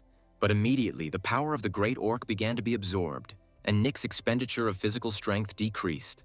Nick turned around excitedly to look at his pet and asked how Darren was feeling. Nick smiled, showed his dirty mouth, and asked if he looked strong now. But instead of approving, Darren began to slap Nick in the face and croak in displeasure. Nick asked why he was beaten, and Darren started to explain something to him and covered his mouth with his paw. Soon after, Nick washed his face and admitted that he really did smell terrible. While the guy was taking a shower, he set an alarm, which did not go off because no one approached him. Wiping his head, Nick thought that selling the defeated orc's weapon and buying useful abilities with those points was a good decision. Soon, our heroes formed a camp, and Nick was still happy with the opportunity to buy useful things while he had points. Having handed the purchased food to the frog, Nick offered to eat, and Darren was already delighted. As Nick began to eat, he thought about what he needed to write about completing the floor. Having written down his childhood grievances, Nick was glad that it was now easier to write the text, since he was used to pretending to be a child. Because Nick was working hard to complete the game, he was curious to see how many points he had left until the next reward.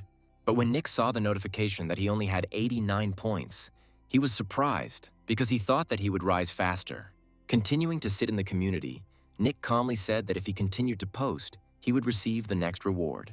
After reading the message that the guild on the 6th floor had been destroyed again, Nick said that the area was no longer blocked off.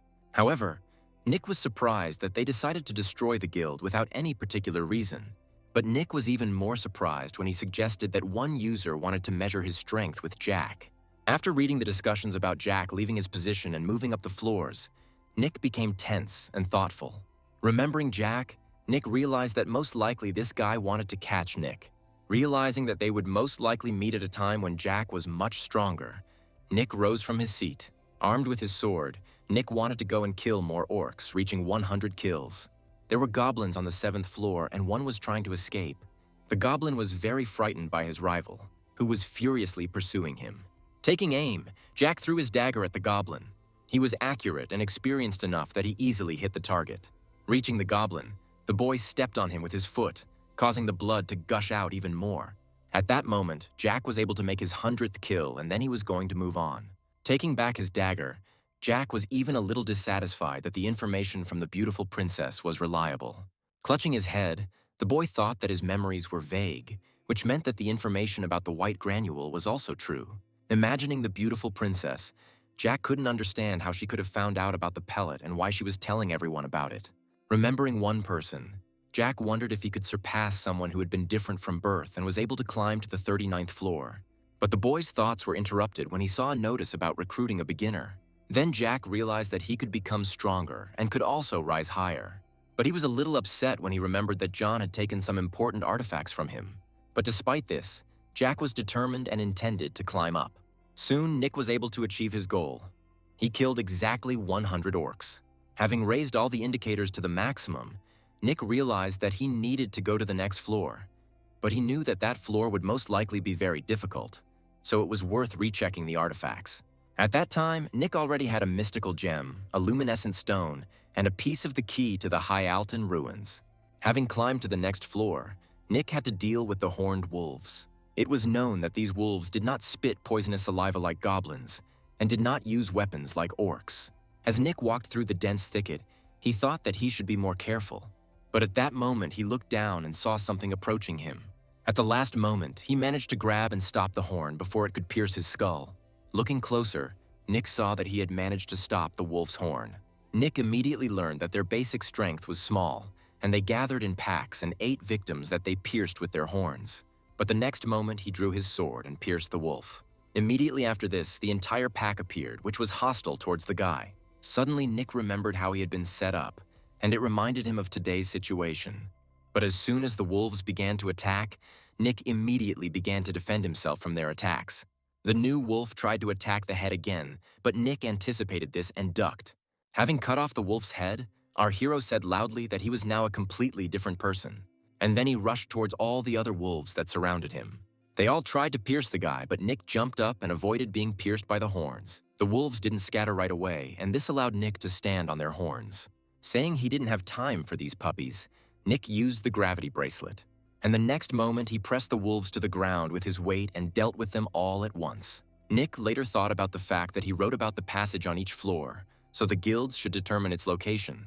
He remembered that the control had increased when he had climbed to the 6th floor, so now he needed to get up to the 10th floor quickly. And then he can tell about the passage of the 9th floor. He couldn't give up now, because after the 10th floor, there were hidden quests from NPC characters. In the heat of battle, Nick realized that if he wanted to safely reach the 10th floor, he needed to quickly get past the 9th floor. The next moment, a huge firebomb exploded in the middle of the forest. And in just one attack, Nick was able to kill 30 wolves. But suddenly Nick faced a qualification test because he had 2 pieces of the key to the ruins. When night came, Dalcon appeared, who became perfect on the 7th night. When the darkness began to approach the guy, he did not understand what it was. Suddenly night fell, and Nick had to take a luminescent stone to at least somehow illuminate the area. Looking around, Nick tried to understand where all the horned wolves had disappeared to in an instant. Due to the unclear situation, our hero began to worry greatly and suddenly heard some sound behind him. Then he decided to turn sharply there and illuminate the area. Nick was sure that someone had passed by him, and because of this, fear instantly enveloped the guy's body. The guy was about to think that he had imagined it, but there was an unknown creature behind him. Hearing someone's laughter, Nick turned back sharply again and swung his sword without aiming. This was enough to separate the monster's head from its body. However, the head immediately returned to its place and the monster laughed again. In an instant, the monster darkened and approached Nick, who was frightened. As the monster approached, Nick only stepped back in fear. However, the monster approached him, and then, like a ghost, passed through the guy. The fact that the monster passed through the body immediately made Nick think that he might have died. But later the monster disappeared, and Nick thought that the blows hadn't hurt him. Nick wanted to characterize the monster, but suddenly his strength began to leave his body. The guy fell to the ground and dropped his sword due to Dalcon sucking out his abilities. After looking at the monsters, Nick discovered that they only operated during the artificially created night and obeyed Dalcon. These monsters did not attack until they had drained some of their opponent's strength, and normal attacks had no effect on them. Having learned this information, the guy was beside himself with bewilderment. As the monsters closed in from all sides, Nick tried to understand what it meant that the seal had weakened. These monsters were taking Nick's strength, most likely in order to wake someone up, but Nick didn't yet know who exactly.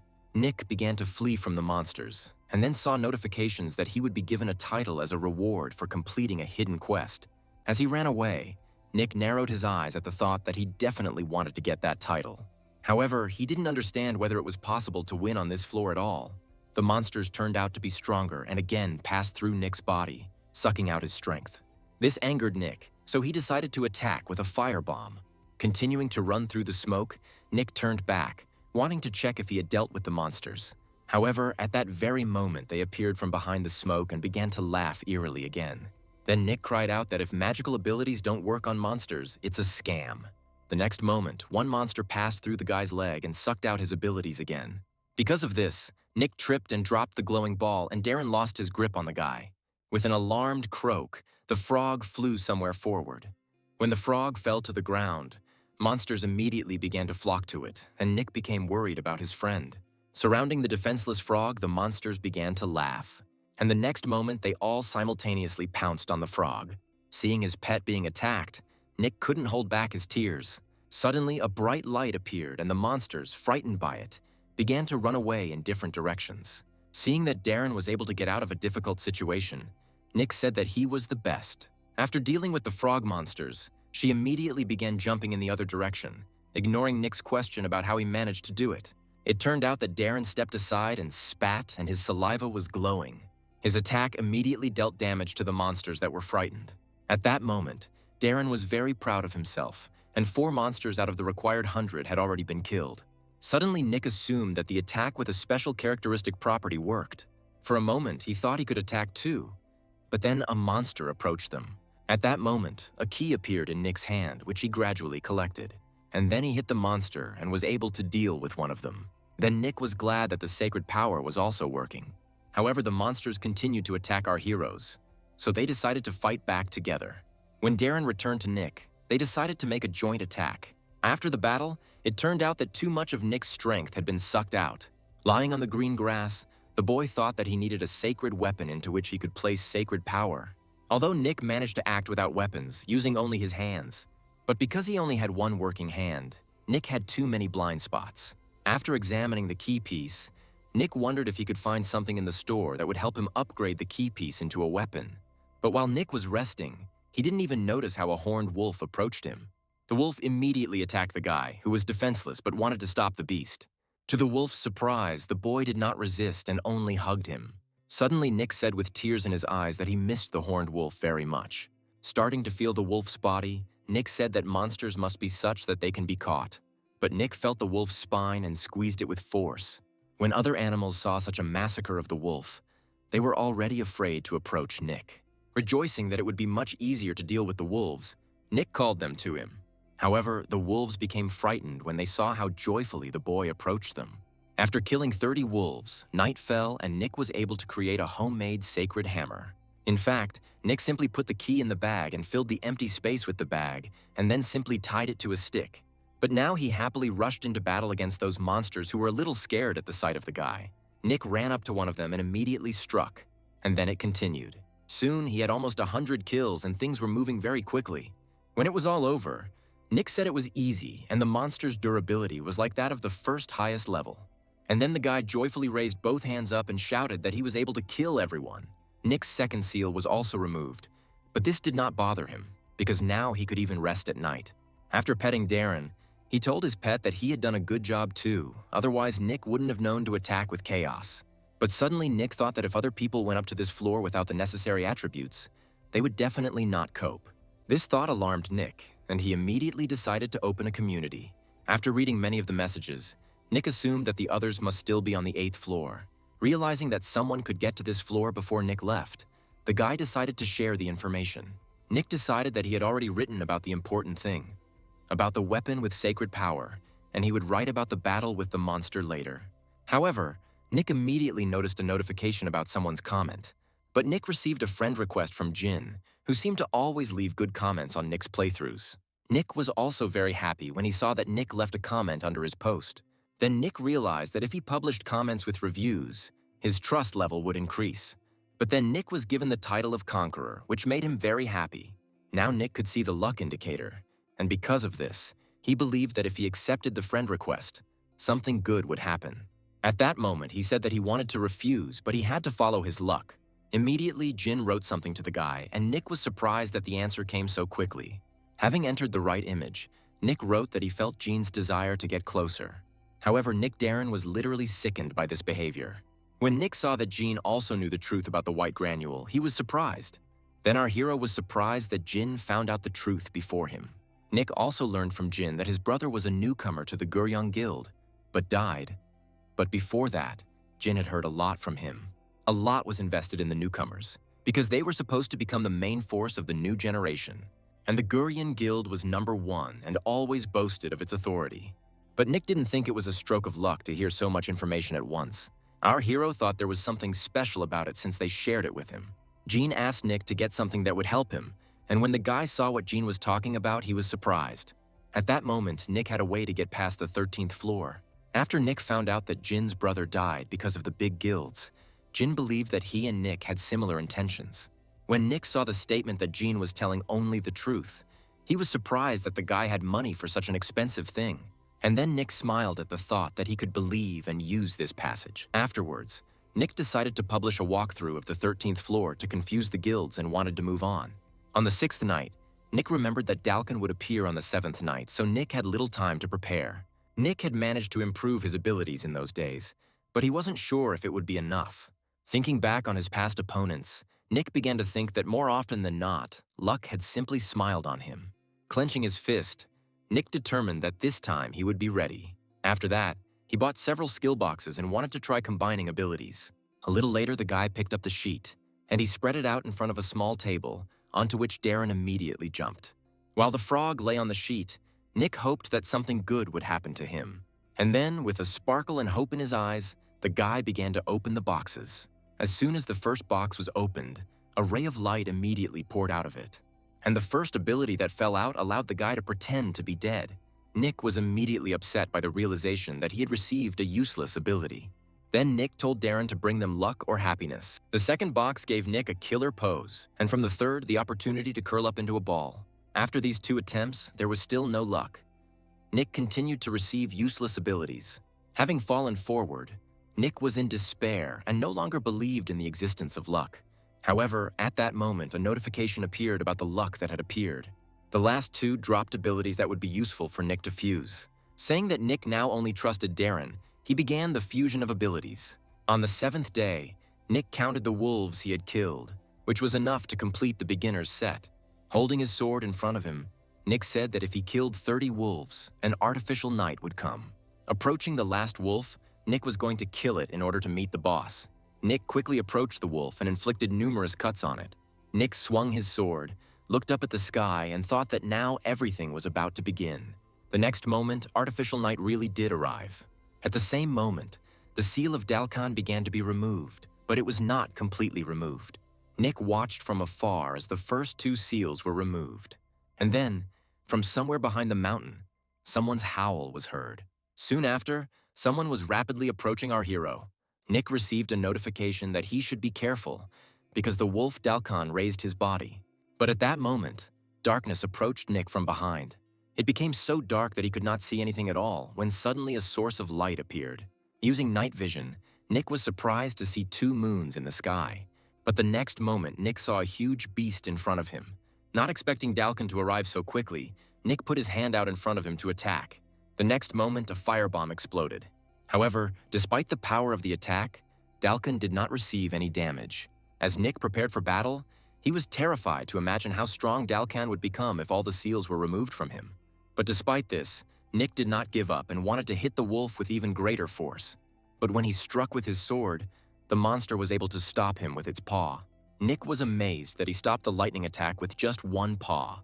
Nick then suggested that the black fire was protecting the monster. He then gave the command to Darren, who immediately took action. He spat again towards the monster to check the damage, and from this, Nick concluded that there was an effect from attacks with special properties. After this, Nick decided to increase the distance between his opponent. As he drew his weapon, he remembered that light or sacred power was used against darkness. Therefore, Nick was determined to use his weapon to knock down Dalcon. Their battle continued with renewed vigor after that. Dalcon attacked as fiercely as Nick, but the guy tried to avoid the attacks. Nick tried to keep his distance, but the wolf kept trying to grab the guy with its paws. However, Nick continued to fight him off furiously.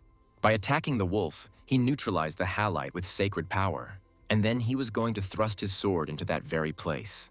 When Nick managed to do it, he was happy, and the wolf roared in pain. Enraged, Dalcon decided to attack even more furiously. At that moment, Nick was unable to dodge the wolf's paw, so he flew into a tree. Sitting on the ground, the guy thought it was too harsh, but Nick was at least glad that he could hold on thanks to his new fusion ability. He absorbed damage. As soon as Nick got to his feet and took the sword, Dalcon began to approach him again. And the next moment, instead of attacking, Dalcon roared. Then Nick was surprised that the wolf attacked with his breath because he was not a dragon. Shielding himself from the bright, blinding light, Nick thought he couldn't absorb that kind of damage. However, it turned out that this ability was sealed, so it could not be used. The wolf was surprised by this and a little indignant, showing his teeth.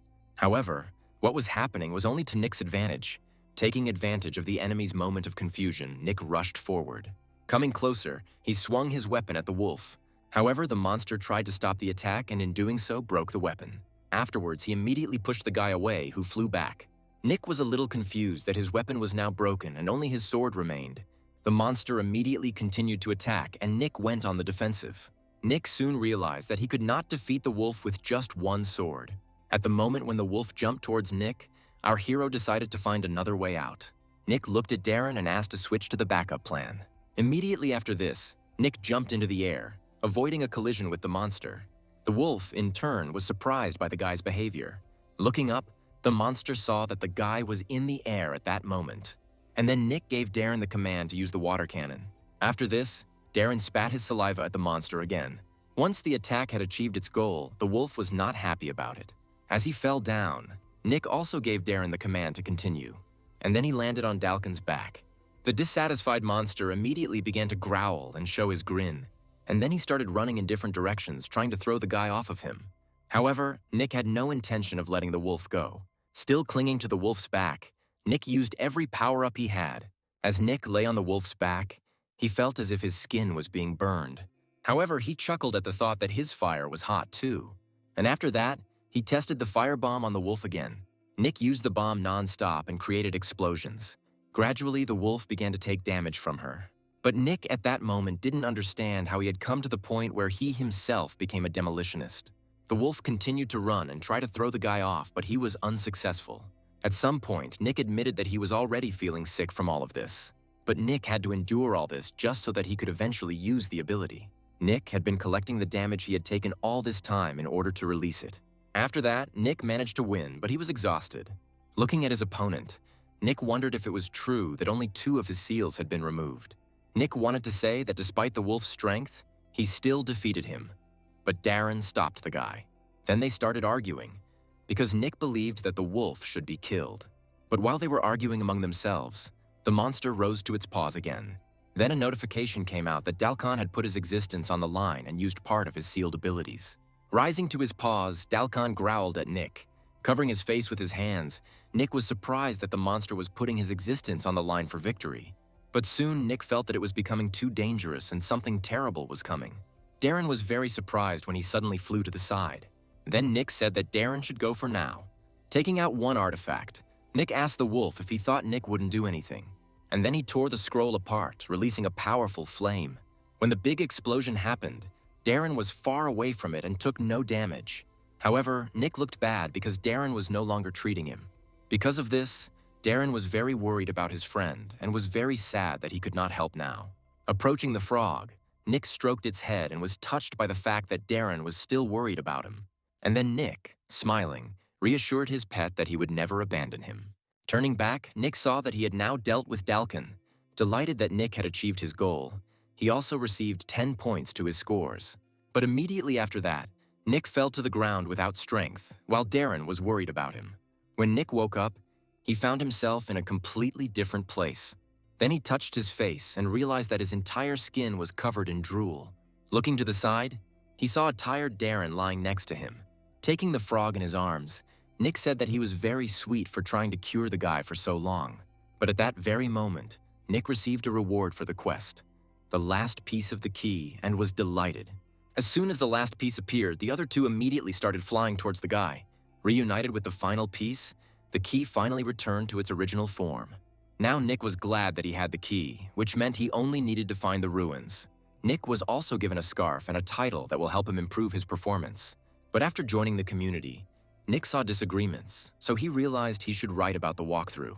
And after that, Nick suggested sleeping to restore physical strength. Meanwhile, on the 30th floor in the Sangoon Guild, Sam was indignant at Jack's behavior. Not only was the 6th floor breached, but artifacts were also taken. Sam was tired of being picked on by his superiors because of that incident. But suddenly 2 people came to him and asked why he had called them to him. 2 people from different guilds came to Sam. When they sat down on the sofa, they immediately demanded to know why they were invited there. The girl was unhappy that some man had broken through to the 10th floor, and Sam apologized for it. The blonde suggested that the guy could be even lower than the 13th floor, but the girl said that he should break through to the floors above because she did not want to suffer alone. Assuming that someone had told her how to get to the 13th floor, the girl assumed that the wanted man had a team.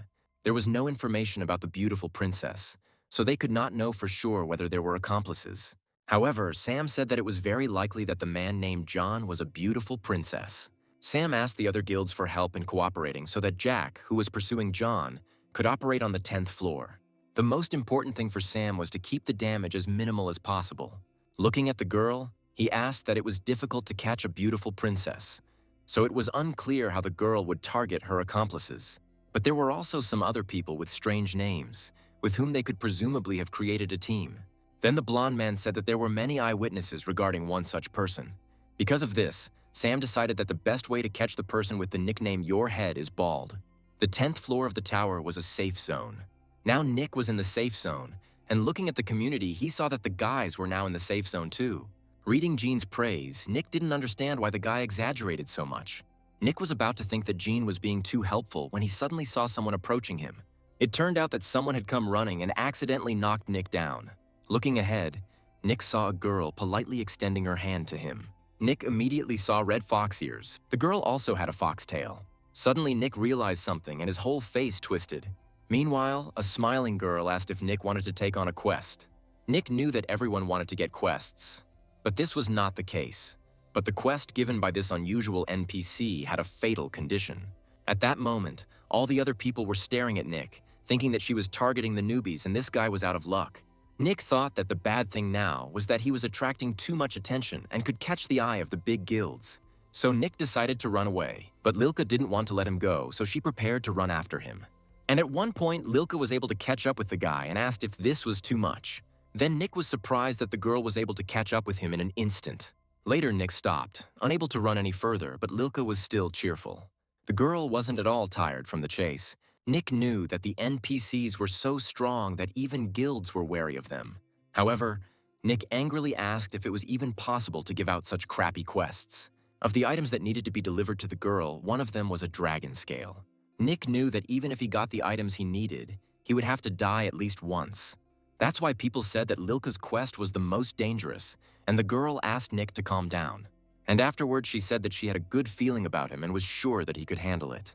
Continuing to smile, she suddenly asked, Lilka asked if the guy had a lot of interesting things with him. Lilka immediately noticed a scarf that many people wanted to get, as well as an interesting chainmail.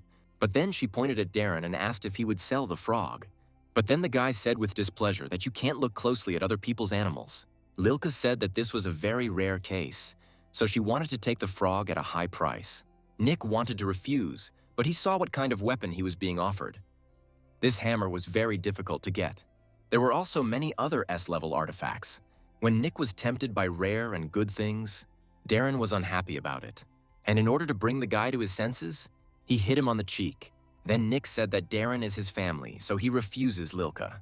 However, the girl said that if he changed his mind later, he should tell her. She wished him luck with the quest, and then ran off to do her own things. And when they were alone, Nick tried to convince the frog that he had not been tempted. Looking at Lilka, Nick thought about the fact that the traders did not do anything that was to their detriment, which meant Darren was very valuable. But Nick thought it didn't matter what things were offered to him. He wanted to raise Darren without regrets. But despite such thoughts, a tear rolled down the guy's cheek. Nick went up to the floor and immediately received an assignment, so now he wanted to rest. Now Nick was indignant because he wanted to complete quests that had better rewards, but now he would not be able to accept them because of Lilka's quest. But he had his sights set on something else, so he perked up a little.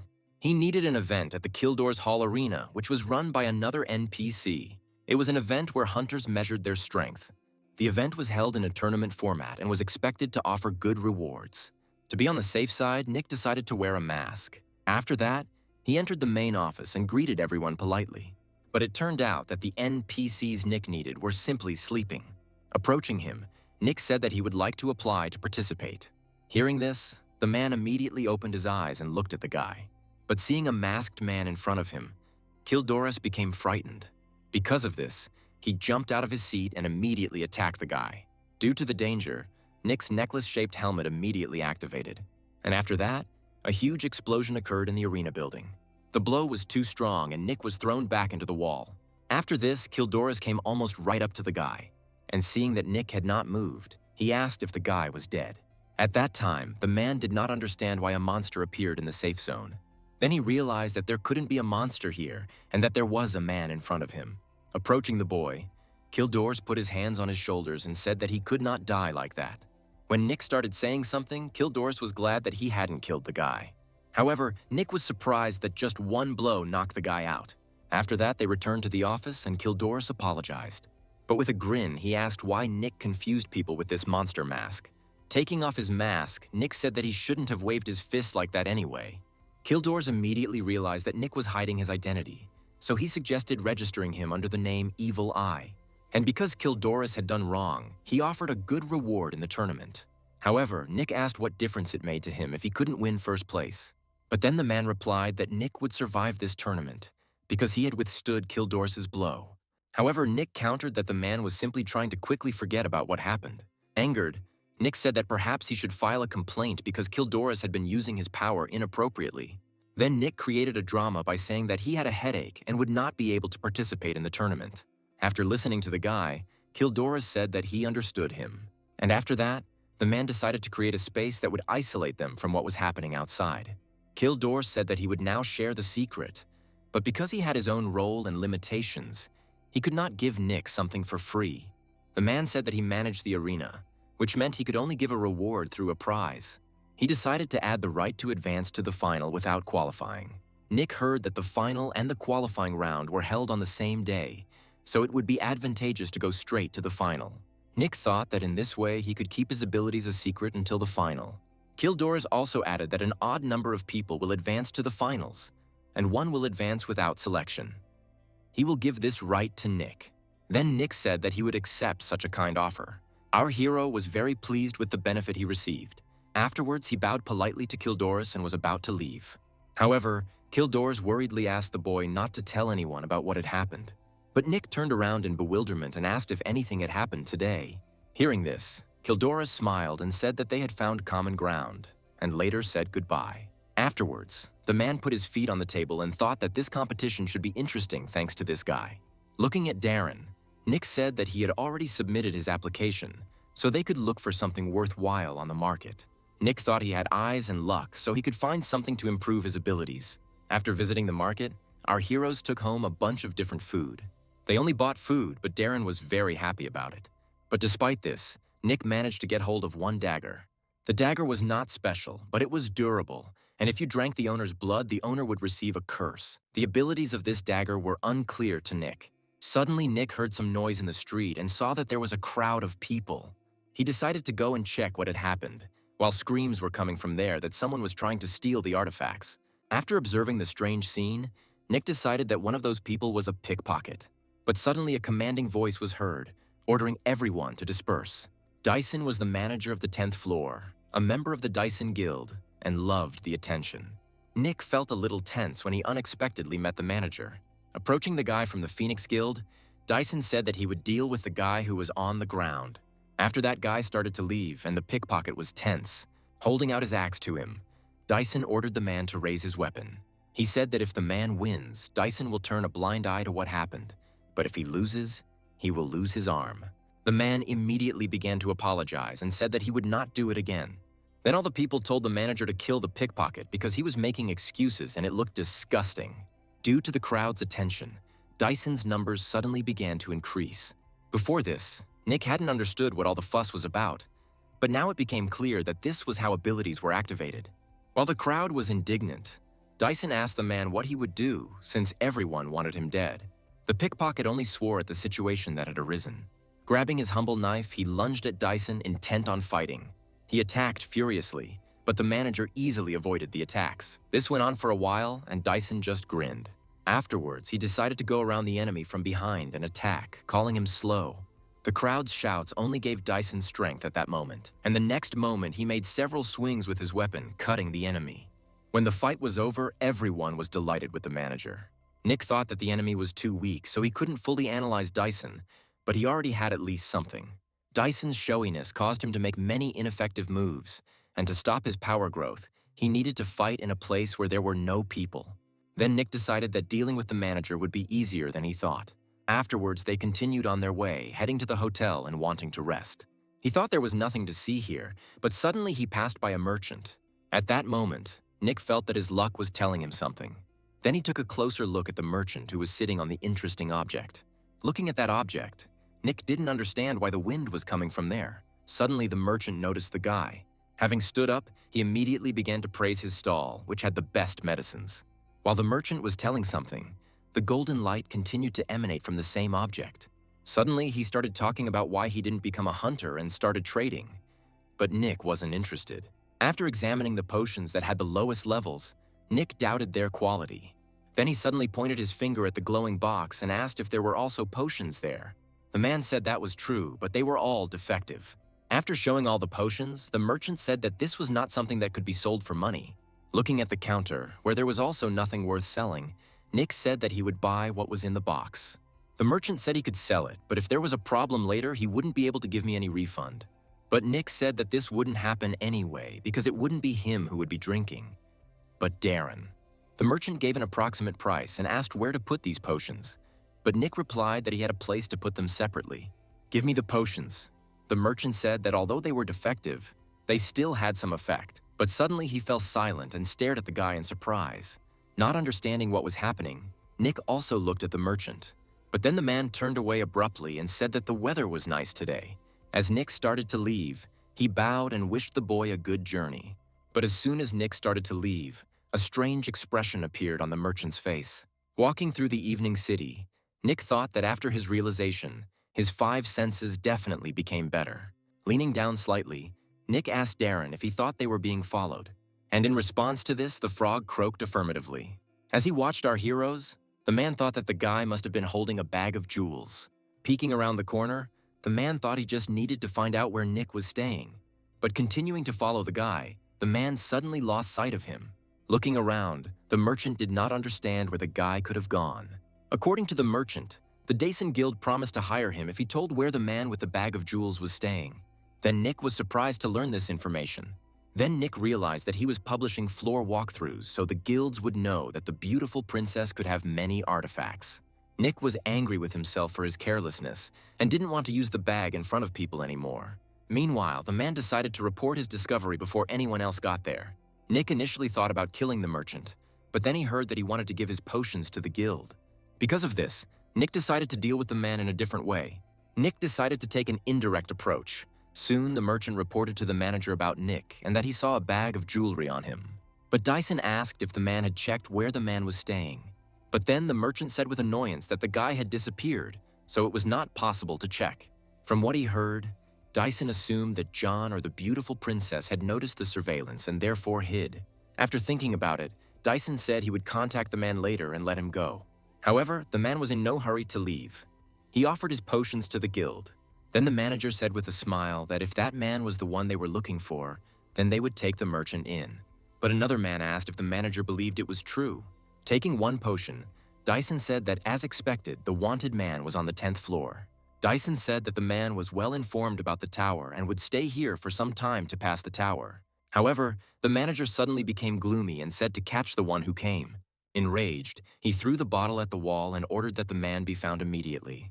Looking at the wall where the bottle landed, the guy was surprised by the effect the potion had. Dyson was angry that a hired killer came to them. When Nick woke up in the morning, he said that Darren had worked very hard yesterday. He had developed poison. Before this, Darren could spit acidic saliva and regenerate, but now he could also exhaust fire and poison. And thanks to this, they were able to put a spoke in the wheel of the drug merchant. Nick also managed to write about this in the community. But after that, they decided to go and complete Lilka's quests before the arena trials began. As Nick walked down the street, he immediately heard rumors that someone had tried to kill the poison manager yesterday. Because of this, Nick concluded that he was able to teach the man a lesson. Nick decided to come to the square and watch how the merchant would be driven out. Dyson, like last time, offered a duel. The merchant tried to say it was a conspiracy, but Dyson decided to swing his weapon. He did not respond to requests to stop and almost cut the man in half. When a merchant died, 1 coin was removed from his account. All the spectators were delighted by this spectacle. But immediately after his death, the merchant returned to this place again. Realizing that he would be killed again, the merchant covered his head with his hands. Realizing that Dyson was killing until the man ran out of coins, thereby driving him out of the tower, Nick decided to leave. But Nick believed that even if a person was from a large guild, he should not have such powers. Suddenly, Nick thought he felt sorry for that man. However, both Nick and Darren agreed that he must answer for his actions. There were snakes crawling on the 11th floor of the tower, but having caught up with the snake, someone plunged a sword into its head. After that snake, Nick was glad that he finally collected all the skin. Now Nick had snake skin, but he needed dragon scales. In order for a monster part to become an artifact, it was necessary to slaughter the monster for meat, treat it with an ability, or have the appropriate weapon. Nick didn't have the necessary abilities, but he still had something to take. Having found the snake, he was delighted with this find. It turns out that the snake was located near a skill book with fire resistance. Nick quickly dealt with the snake by simply cutting off its head. After that, a steel book with poison resistance also dropped. Then Nick was delighted to receive 2 useful books at once. After this, Nick would be able to have resistance to poison and fire. But while resting, Nick thought it was a passive skill, so his level would rise when he was near the fire.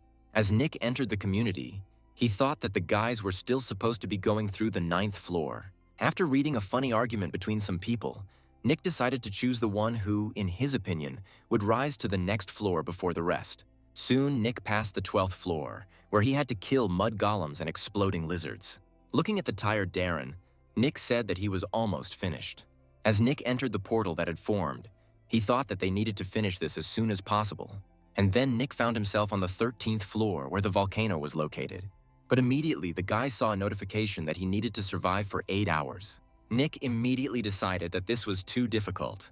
At that moment, he was attacked by a huge scorpion, which immediately lost its tail. The monster immediately roared in pain, and after that, Nick launched another attack, immediately killing the monster. But the confidence disappeared from Nick's face when he heard someone's loud footsteps, and then he saw a fiery dragon in front of him. The fire dragon was level 5 and had a systemic restriction, so if Nick wanted to survive, he had to dodge. But given the large difference in size, Nick didn't understand how he could attack the dragon. Because of this, the guy thought it would be best to hide and hold on. But Nick needed the dragon scales, so he had to attack first. Hiding behind a rock, Nick decided to peek out from behind the shelter. And then he saw that the dragon was drinking lava. The guy decided that no matter what happened, he couldn't miss such a chance. Using the acceleration, Nick immediately moved forward. However, the dragon raised its head a little and noticed the approaching threat. It turned out that Nick was aiming straight at the dragon's eye. Hoping that the attack would be successful, Nick put all his effort into it. But suddenly the guy woke up and quickly jumped out of his place. However, to Nick's surprise, he found himself in bed. Darren was a little confused by Nick's screams this morning, and the next moment Nick became sad when he remembered that he had died. Nick thought it was a shame that the dragon had simply trampled him. Soon the guy went to that floor again, using all his artifacts. Using the firebomb, he wanted to hit the eye. However, even the dragon's skin was very durable. Nick's sword simply broke. Looking at what was left of his sword, Nick was perplexed. And then he saw the furious gaze of the dragon, who was staring at the guy. And then the dragon also decided to attack the guy. Having been revived again, Nick reasoned that the dragon had strong armor and the bomb had no effect on it. Nick was shocked that he was fully charged from just 1 foot of the dragon. But now, Nick's weapon was broken, and he didn't know what to do with it yet. This made Nick wonder where he could find a suitable weapon. But suddenly a solution to the problem came to Nick's mind. Afterwards, he moved in search of some person. As Nick walked towards the arena, he told Darren that he would pick him up quickly and ask the frog to understand him. As he walked inside, Nick greeted him politely. There he saw Lilka, who was eating dessert with Kildores. Seeing the guy, Lilka said enthusiastically that they were just talking about him. When Nick addressed Lilka directly, the girl tensed up. Reminding her that she wanted to take Darren, Nick offered to bet her a frog. Lilka was a little surprised by the request to borrow a good weapon in exchange for a frog. Then Nick said that if he exceeded the set time, he would give Darren up and return the sword. Then the girl laughed, saying that he was very impudent. She said that asking for a weapon from the one who gave the quest was absurd. Having calmed down, she asked how many people had attempted this quest. Nick sternly replied that she was giving out quests to fulfill incoming orders, but if the level of trust in her fell, she would not be able to engage in trade. Upon hearing this, Lilka immediately became alarmed. Nick confidently said that only he could complete this quest. Seeing a piece of dragon scale, Kildores immediately agreed. Not understanding what had come over him, the girl was surprised, but the man asked her to calm down and take a closer look. Nick didn't forcefully remove the scales, which aren't considered artifacts, meaning that if you give Nick a good weapon, he'll complete the quest.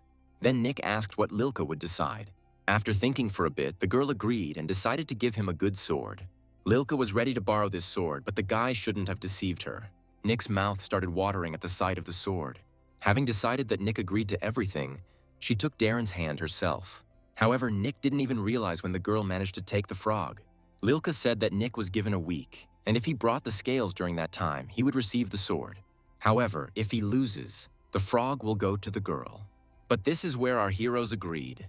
Suddenly, he decided to ask if the sword was strong, and Lilka replied that if he wanted to break it, the sword would not give in. As he left, Nick said that as soon as he had the opportunity, he would immediately return to Darren. But suddenly, the man stopped the guy and threw something at him. It turned out that Nick had gotten his hands on a steelbook from the slaughterhouse. Kildoris said that Nick could not bring useless scales, and the dispute must be fair. And as he said goodbye, he reminded Nick that there was little time left before the start of the fighting. When Nick left, Kildoris admitted that he didn't think Nick would get the sword. He said Nick was interesting, but not to get too carried away by him. But the girl replied that she understood this too. Nick's fire resistance kept him going, but it was hard to fight. He understood that he couldn't kill the dragon, so he only had to tear off the scales.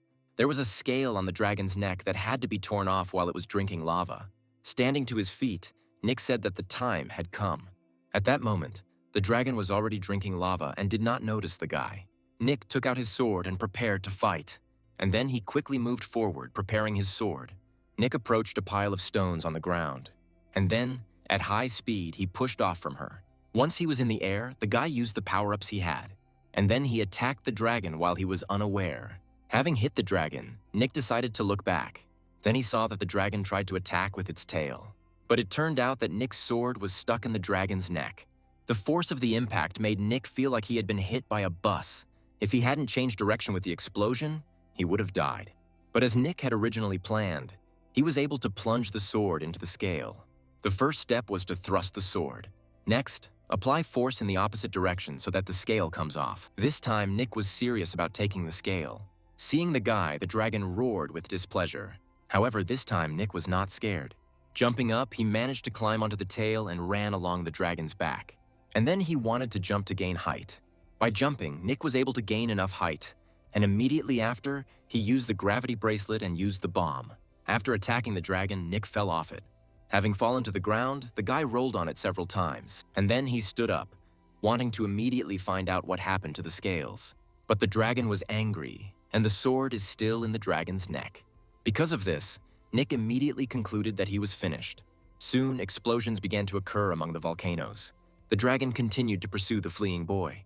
Nick turned around and saw how fast the dragon was approaching him. The dragon turned around and tried to attack with its tail. But then I saw that the guy was not at the scene of the attack. Suddenly, the dragon lost sight of the guy who was hiding behind the rock. At that moment, Nick decided that he couldn't just run away and had to finish the battle before the boost ran out. Then he came out of his hiding place and began to approach the dragon again. Trying to provoke the dragon, Nick said that this time he would definitely get its scales. Seeing the man, the dragon immediately ran furiously towards him. Coming closer, he wanted to swallow the guy, but Nick was able to dodge. At that moment, our hero used fog acceleration.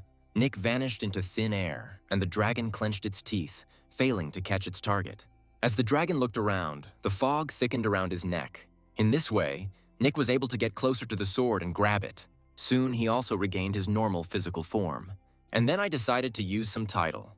The boy called out to the night and suddenly darkness appeared. Thus, night was formed, and Nick's ability indicators increased. With all his strength, he tried to use the sword as a lever. Only at that moment did the dragon finally feel pain and roar. And after that, the protectors were summoned and attacked the dragon. However, all they were required to do was to distract the dragon's attention. Suddenly, the dragon felt even more pain and roared louder. A fire appeared around, making it more difficult to extract the scales. At that very moment, Nick could hardly move his sword. And then suddenly, the sword jumped out. In desperation, Nick decided to continue removing the scales by hand. He tried with all his strength to pull out the scales. Because of the heat, Nick could no longer feel his hands, and this was truly the last resort. But suddenly Nick, intending to take the scales, decided to blow up the dragon from the inside. Using the ability, Nick unleashed a powerful strike on the dragon. Nick himself also took a lot of damage, but despite this, he managed to pull out the scales. Before Nick died, he received a notification that the quest had been completed. Meanwhile, a lot of people had already gathered in the arena wanting to watch the tournament. For guilds, this was a good opportunity to find talented people. But someone immediately noticed that half of the audience were people from guilds. But both guys agreed that they had once been noticed at a tournament, and now they were managers. Dyson said the mood was fiery during the victory, and Saimai responded that if they were fixated on the past, they would not be able to rise to the top. According to him, while they were managers of the lower floor, others had risen higher during this time. However, Dyson was also determined to go higher. However, to do this, he had to catch a man with the nickname "Your Head is Bald." While they were discussing the strange nickname, Kildoris entered the arena. Appearing before the public, he thanked everyone for waiting. Realizing that Nick had been fighting the dragon for too long, he hurried to the arena. Because of this, he even had to quickly push his way through the crowd. But Nick was told that the preliminary selection was over and the final would soon begin, and there was a waiting room on the other side. Because of this, Nick felt that he was not late. However, it turned out that Nick ended up in the arena by chance, and at that moment, Kildoris wanted to announce the final selection. When he announced its beginning, the audience was delighted. Nick was delighted and thought that he would definitely win.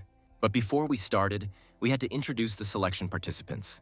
There were 15 people in total, and they were divided into two groups. Nick found himself in Group B and only needed to win 2 rounds to win the tournament. But the public was unhappy with the appearance of a new person who was not present at the selection. Immediately, they started throwing food at Kildoris.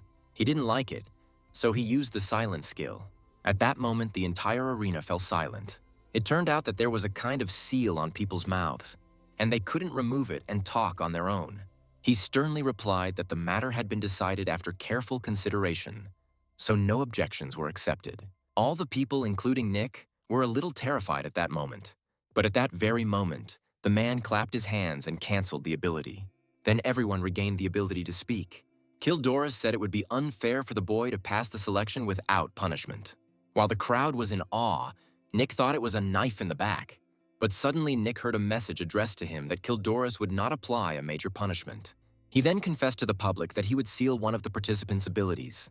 Watching this, Nick thought that Kildoris had thought this through carefully. According to Nick, a person on the 10th floor has 3 or 4 abilities, and if you seal one, then 1/3 of the strength will be lost. Nick thought that in that case, newcomers from large guilds should shy away from him. Kildoris said that due to privacy, he would only reveal the rank and name of the ability. And then they announced that it was rank E and level 4. The crowd rejoiced, but Nick only grinned. The ability to see at night had been sealed. After the competition, they were preparing to make an announcement, and the participants were supposed to enter the arena. One of the first members was a fairly well-known manager from the Eclipse Guild. It was a muscular man named Harry. Nick stood calmly, waiting for the second participant. But at one point, Nick was very surprised. In front of him was the man he had bet on and who had won. Nick was very surprised that while he was completing the quest, someone went up to the 10th floor. It turned out that this crazy guy was a man with the nickname "Your Head is Bald."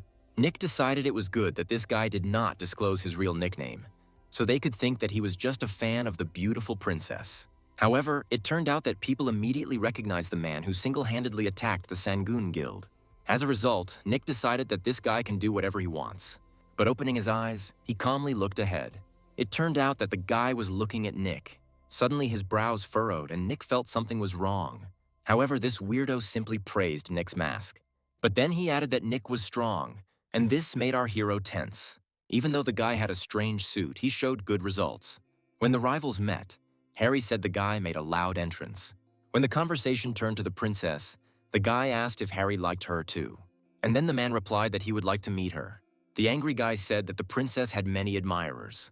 As soon as the fight began, the guy immediately disappeared from sight. When Harry looked down, he saw that his opponent had already approached him. The guy took a swing and said that only he would continue the relationship with her. Harry wanted to defend himself and took out his sword, placing it in front of him. However, the guy's blow was so strong that it broke the sword and still hit him in the face. The man's teeth were knocked out and his nose was broken by the powerful blow. And then he immediately fell down, unable to continue the fight. As soon as he hit the ground, the countdown began. Lying unconscious, Harry didn't move at all. and then the guy was declared the winner for just one hit. Watching this, Nick thought that this guy was cool, and maybe it was worth talking to him after the tournament. However, with the help of his sight, he learned that Dixon was a romantic and a crazy idiot, so he changed his mind about talking to him. Dyson became furious at the participants' victory and said that Harry was much stronger. While everyone was rejoicing, they discussed how glad they were that they had come up with a plan to attack after the event. By the end of the competition, Dixon was expected to run out of strength, and then they will take advantage of this and smear it mercilessly. Dyson wanted to rip his ridiculous face apart as quickly as possible. And then he turned to the newcomer and asked what was there. Then the guy timidly admitted that a request had come from other guilds. It turned out that the guilds wanted to accept this guy. They also wanted to abort the plan to capture him by contacting the higher-ups. Enraged, Dyson grabbed the poor guy and lifted him into the air. It turns out that almost all the guilds have set their sights on Dixon. After this, the fights between the participants continued. Following one opponent, Dixon managed to defeat another. While the audience was delighted, Nick was amazed by the strength of this guy. But he asked the princess to accept his feelings. He was really crazy. Nick thought it was ridiculous to think he was a girl, but at least that way his gender wasn't clear. Suddenly it was time for Group B, and Nick had to go into the arena. For the first time at the competition, the evil eye appeared. But the public hated him because he made it to the final without qualifying. But now he had to see his opponent. And his opponent was the former manager of the Sangoon Guild, Jack. Looking at his opponent, Nick thought that Jack had received help from the guild. Jack said the guy's build matched the one he was looking for, but Nick knew better than to answer and use the artifacts. Suddenly, Jack said that he would tear off this mask to see the real face, but Nick silently showed him the middle finger. Watching this, Kildors again found the guy interesting. This only made the atmosphere in the arena more tense. When the fight began, Nick was the first to attack, while Jack remained in place. Jack had to fight off not only his opponent, but also his clone. After Jack's attack, Nick had to step back a little. But almost immediately, he rushed into the attack again. At that moment, Jack understood that if he didn't concentrate, he would lose. But Nick, on the contrary, was very focused and serious. Suddenly, dark smoke began to appear around one of Jack's legs. After his leg fell through the ground, Nick decided to take advantage of the enemy's confusion. And having reached Jack, he was almost able to kill the enemy with his sword. However, Jack managed to put up a shield and prevent their collision. Afterwards, he immediately canceled the shield and tried to kick Nick. Nick had good reflexes, so he managed to react and duck. And at that very moment, Jack was blinded by a stream of water. As he clutched his face and leaned forward, Nick was about to attack. Because Jack was confused, Nick managed to hit him. Then people began to admire Nick's skills, and our hero decided to break Jack with this strength of spirit. Nick wanted to rush forward and attack, but suddenly froze in place. It turned out that his body was bound by a thread of mana. After this, Jack breathed a sigh of relief because he was finally able to catch his opponent. And right after that, he also decided to start attacking. Nick couldn't resist at that moment, so he had to take the punch to the stomach. But looking down, our hero immediately noticed the bombs. But on closer inspection, Nick realized that these were not bombs, but smoke shells. Then Nick decided that he needed to get rid of the threads first. But Jack crept up to him unnoticed and removed his mask, which automatically activated the shield in the form of a necklace. Seeing this, a creepy smile appeared on Jack's face, because in front of him was the one he was looking for. Nick stepped back, admitting that he was not happy to see Jack, but the other was, on the contrary, interested in learning a lot about John. Then Jack admitted that he had been ordered to check whether the beautiful princess was telling the truth. And it turned out that all the passages were true, except for the first section, which Jack did not remember. Jack also realized that the beautiful princess was not one person, but a group that possessed different information. And Nick understood that this was true, because he was given information about passing the 13th floor. And Jack made all this noise to ask John this question, because he had doubts while he was finding out about the information. And Jack said that he would continue to monitor whether the beautiful princess was posting truthful information. Nick was very surprised that, given the circumstances, Jack wanted to help the princess. When asked what the purpose of their group was, Nick replied that there was no particular purpose and that they were simply spreading truthful information. But Jack was surprised that all this was done only out of moral principle. Jack informed that he was the only one pursuing John now, and our hero asked if this was a betrayal. But for Jack, the guild was just a means. He only wanted to become stronger. Lifting his mask, Nick asked if Jack had told him everything. The smoke cleared and Jack suggested they see who would win. Jack wanted to say that he would win this time, but Nick had already rushed into battle. Using the mana threads again, the boy exclaimed that he was still talking. However, Nick ignored him and extended his hand towards him. Jack didn't have time to react, which is why Nick managed to grab him by the throat. After this, our hero managed to knock the guy to the ground. Then Nick finally realized that this was the best way to kill Jack. And with a grin, he said that they hadn't had fun for a long time. Realizing what his opponent would do next, Jack tensed up. After this, an explosion thundered in the middle of the arena. The explosion was so huge that it broke through the foundations of the arena. While someone was trying to get out of the hole, the spectators did not know who would win. But the winner was Nick, who had resistance to fire. Surprised by the boy's abilities, they immediately wanted to take him into the guild. And at that moment, Nick had only one fight left before the final. Our hero understood that in the end, he would be able to meet a bald man. When Nick said that they would see each other in the final, the guy was only happy about it. As Jack was carried out of the arena, Kildors explained that they would continue after the break. But Nick asked if he could start the fight right away if his opponent didn't mind. Upon hearing this, the next participant became furious that Nick, having won only once, had turned his nose up in the air. And then the man said to begin, angrily promising that he would defeat Nick in 5 seconds. But as soon as he finished his words, a stone flew into his face. And after that, the man fell from Nick's light attack. The countdown ended and Nick was declared the winner. And he himself was pleased that he had dealt with his opponent in a second. After the break, they wanted to start the battle. And Dixon admitted that the Evil Eye was a strong opponent. Dixon immediately realized that Nick had an aggressive and calculated fighting style, as he had a defense strategy against the explosion. He also believed that the ability to see was a problematic skill, and although it didn't last long, one had to be careful. But Dixon was confident of his victory, because he had been hunting monsters before coming to the tower. The guy was determined to win and present his trophy to the beautiful princess. He wanted to do it just like in the movies, handing over all his achievements to the girl. He hoped that the girl would be deeply touched by this. But while he imagined himself to be the coolest, people around him looked at him strangely. But suddenly, he decided to check whether the princess was watching the competition right now. But when the boy learned that the princess had seen everything, he was delighted. The girl promised to meet him if he won the fight, so Dixon had good motivation. Nick was thinking at that moment that it was still too early for him to reveal his identity to the bald guy. Nick promised to meet him if he won, but he was much more confident of his own victory. The finale has finally arrived for 2 heroes who were still not in guilds. All the guilds immediately wanted to buy the prize from Nick in advance, but he didn't like this fuss.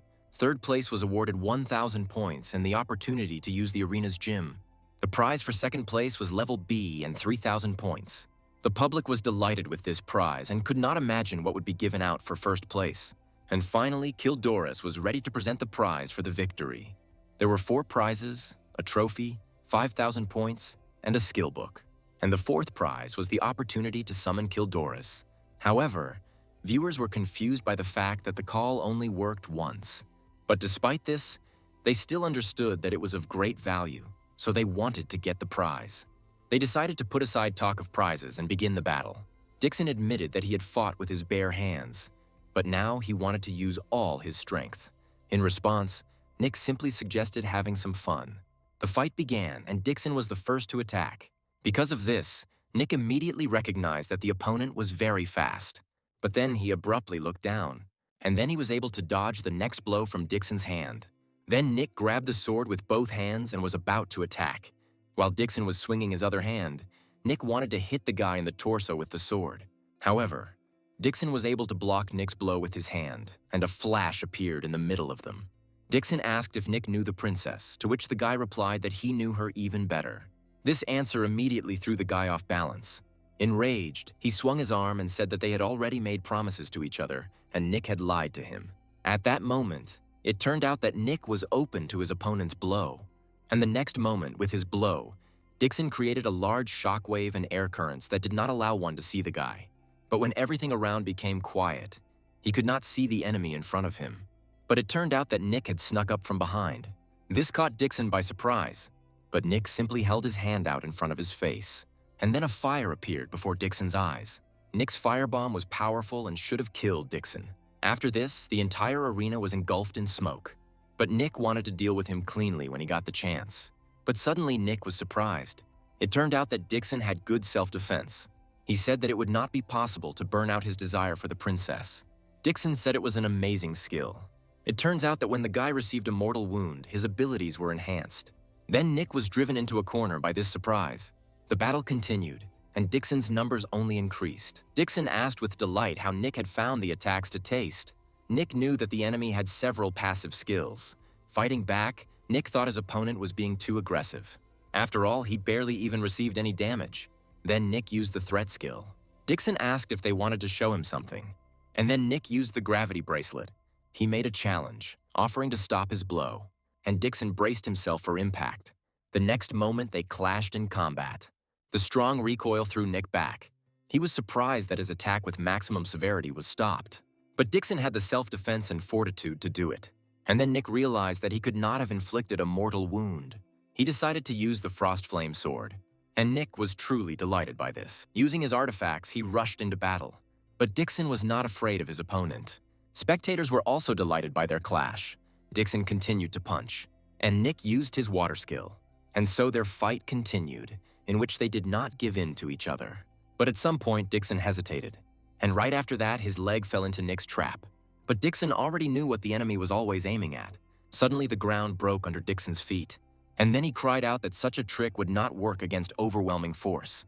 He was going to use one-hit kill. He also had a gauntlet that emitted a blast wave due to magic. And then there was an explosion. After him, Dixon already looked like a winner, and Nick was on his knees. At that moment, he was asked to admit defeat. But he only gripped his sword tighter. Dixon praised his opponent's fighting style, but suddenly his feet were covered in ice. And Nick approached him, intending to use the revenge skill. He wanted Dixon to experience the same pain he felt. Then panic broke out among the spectators. But Kildores decided to isolate that space. But because of the heavy smoke after the explosion, the winner was not visible. But soon everyone saw that Nick was the winner. While everyone was celebrating, the guy was a little surprised. Then he decided to look far ahead. And for some reason, I didn't see the people who were in the VIP zone. Then he suspected something was wrong. After the fight, Dixon was unconscious for some time. But soon he came to his senses and quickly rose from his seat. Thanks to notifications, the guy learned that he took second place. As a reward, he was given the dragon's poisonous breath. Having received it, the guy immediately ate the item. And the next moment, his indicators increased because of this. He thought that he would be stronger than the enemy, because they were on the same floors. But Dixon was mistaken. But the guy was still determined to become stronger. After writing about his defeat, Dixon saw another player making fun of him. He was surprised that they didn't even want to console him after the defeat. But there were many people waiting for him at the door. He was immediately told that he was under arrest, and if he resisted, he could be punished on the spot. The Eclipse and Dason guilds were ranked 6th and 7th. There were also 2 managers of the 10th floor there. Dixon realized that they wanted to catch him from the very beginning. But suddenly someone else intervened, standing up for Dixon. Then Dyson ordered those people to be stopped. When they were taken away, the men told them to wait for orders from above. But Dyson had not yet been informed of anything, and he believed it was correct to do things as originally planned. They were also the main ones on the 10th floor, and there were also guild rules. Afterwards, Dyson said that the guy needed to be detained. Saying that he could not watch the princess being insulted, Dixon prepared for battle. After this, everyone rushed to the attack. Meanwhile, Nick was looking for Lilka. But suddenly he met someone on the way. Nick asked Kildores if there were any fights left for 3rd and 4th place. But after Nick's final, the man was bored watching other fights. Then Nick decided to ask if he had seen Lilka. Kildores agreed to take the boy to her. During his journey, Kildores decided to ask about Nick's opponent in the final. Nick recognized the guy's strength because he climbed the floors faster. Nick decided to admit that this was their first meeting in person. And then he asked why the man was talking about a bald head. But he only replied that he liked that guy. Entering inside, Kildores announced that guests had arrived for Lilka. But the girl only asked what happened. Returning for Darren, Nick handed over the dragon scale. But Lilka was very surprised by this. When she saw the scales, she couldn't believe it. And Nick at that moment was already happily heading towards Darren. But suddenly he was surprised. For some reason, Darren was wearing a strange outfit. He immediately decided to look up at the man who had arrived. And recognizing Nick, he jumped out of his suit towards him. Then Lilka was upset that Darren never hugged her. Suddenly, Nick decided to ask his pet about something. He asked if Darren really had such taste in clothes. But the frog only hit him in the face. And while he was angry, Nick had to apologize. and Nick felt as if they had actually met again. Nick was happy, but Lilka was saddened by the fact that she had lost both the frog and the sword. But suddenly everyone heard a strange roar. This made Kildoris angry. Nick learned from the community that Dixon had been attacked. Suddenly, Kildoris decided to offer a quest. The quest was to rescue Dixon, which Nick immediately accepted. Then he thought that everyone should be careful if they acted on his advice. The others tried to hide their identities, but Dixon didn't care. Soon, Nick almost came to the right place. It turned out that Dixon was being attacked from all sides. After the battle, Dixon was exhausted. But Nick decided to intervene anyway. Suddenly, Simai shouted that the right side was open. He just stood to the side and gave orders. Nick decided to attack him first. Everyone was surprised by his intervention. Nick didn't give them time to think and was going to use the explosion. And there was an explosion. After him, the manager was defeated, and Nick turned to the guy and said that he came for Dixon. But he didn't understand why the evil eye came here. Nick replied that he came at the princess's request. Dixon was grateful but angry about it. Nick asked to re-equip and prepare for a fight. Dixon admitted that he could fight for about 5 minutes, but Nick thought that 3 minutes would also be enough. And then the battle began. Dixon took on one part of the opponents, but he was attacked from behind. Luckily, Nick was able to cover for him, and then he asked if Dixon was okay. After asking him to be careful, Nick continued to the dragon. Dyson was angry that the boys still had some energy left after the competition. Someone tried to report that the order to take prisoner had been cancelled. Dyson was not happy that he could not gain power from people's reactions, and Nick noticed that his strength had hardly increased. The guy decided it was better to attack the head first. As he walked away, he asked Dixon to hold out without him, and approaching Dyson, he rammed the enemies. The man then asked Nick why he was helping Dixon, but Nick refused to answer and attacked. Then he suddenly said that Dyson was weaker than Jack. This angered Dyson. Dyson was weaker than Nick, but he resisted thanks to his equipment. But our heroes decided to deprive him of this advantage. Darren spat on the man's armor, but the saliva didn't land on them, but under the armor. The man immediately fell to the floor due to terrible pain, and from the pain, he grabbed his chest with his hands. The protection was removed, and Nick was going to take advantage of it. And then he dealt with the killer. Afterwards, Nick wanted to report that he had dealt with the floor manager. But Dixon was being beaten at that moment, and the guy was only able to call for help. Nick ran up to him and used a firebomb, and then he helped him up and asked if Dixon was okay. But the enemy kept crawling out like ants. Nick noticed that he was gradually getting tired too, but he noticed the beam. He decided to follow him and looked out the window. It turned out that the beam was created by Jack. The guy had several bombs in his hand, and he decided to throw them to Nick's opponents. Everyone paid attention to the arriving balloons, and after that, everyone couldn't see anything because of the smoke. Everyone covered their mouths, fearing that it might be poison, and Nick ran away amid the noise. And Nick realized that Jack hadn't lied when he said he would help them. And thanks to Jack, they could now escape. And then he was able to escape with Dixon. While the guy was unconscious, Nick thought that they had just a little while left to hold out. Afterwards, Dixon was placed in a treatment device and was expected to return to normal within a day. Kildoris said the boy was too exhausted and would have died if he had had the wounds. Nick began to blame himself for what happened, because they were being hunted in a safe zone. Nick thought he needed help from those in power. Kildoris wanted to give the boy the elixir for a reward, but Nick interrupted him and wanted to say something. But Kildoris was surprised by this. Nick asked Lilka what would happen when the NPC's level of interest in Nick increased. The girl awkwardly replied that he would gain trust in them. It turns out that you could become friends with NPCs, but many treated them like robots. Nick realized that depending on the relationship, it would be possible to ask for favors. Nick asked if he could refuse the reward and ask for something else. Kildoris was surprised by this, so he wanted to listen to the guy. Nick wanted to ask about his other friends who were soon to go up to the 10th floor. The man replied that he had heard a little about them, and soon they really had to go up to this floor. Then Nick admitted that he was the beautiful princess. In this way, he wanted to show his trust and get their help. Nick asked the NPC to protect his friends. The NPCs were surprised when they heard this, but Kildoris already guessed about this, and Lilka just laughed loudly. The girl said that Nick had strange addictions, but Nick replied that he could not reveal himself due to circumstances. Lilka immediately agreed to help, and she asked what Kildoris thought about it. And he also agreed, because he didn't like how the big guilds turned up their noses. They promised to take care of Dixon. Nick was glad that they promised to keep his identity a secret. However, Lilka wanted to get something in return. The girl wanted to touch Darren every time they met. When the request was fulfilled, Nick wanted to leave, but Kildoris stopped him, and he threw some object to Nick. It turned out that he had received an extract of the giant's heart. It was a gift from Kildoris. Nick was told to rise until he hit the ground. For some time after this, Nick thought about what he had heard, and then he left the arena. Then Nick was surprised, because he hadn't received good treatment for free for a long time. The guy relied on the NPCs, but he was going upstairs, but he wanted to defeat the managers once again. Nick was asked to reveal his identity, but he had already attacked the guards.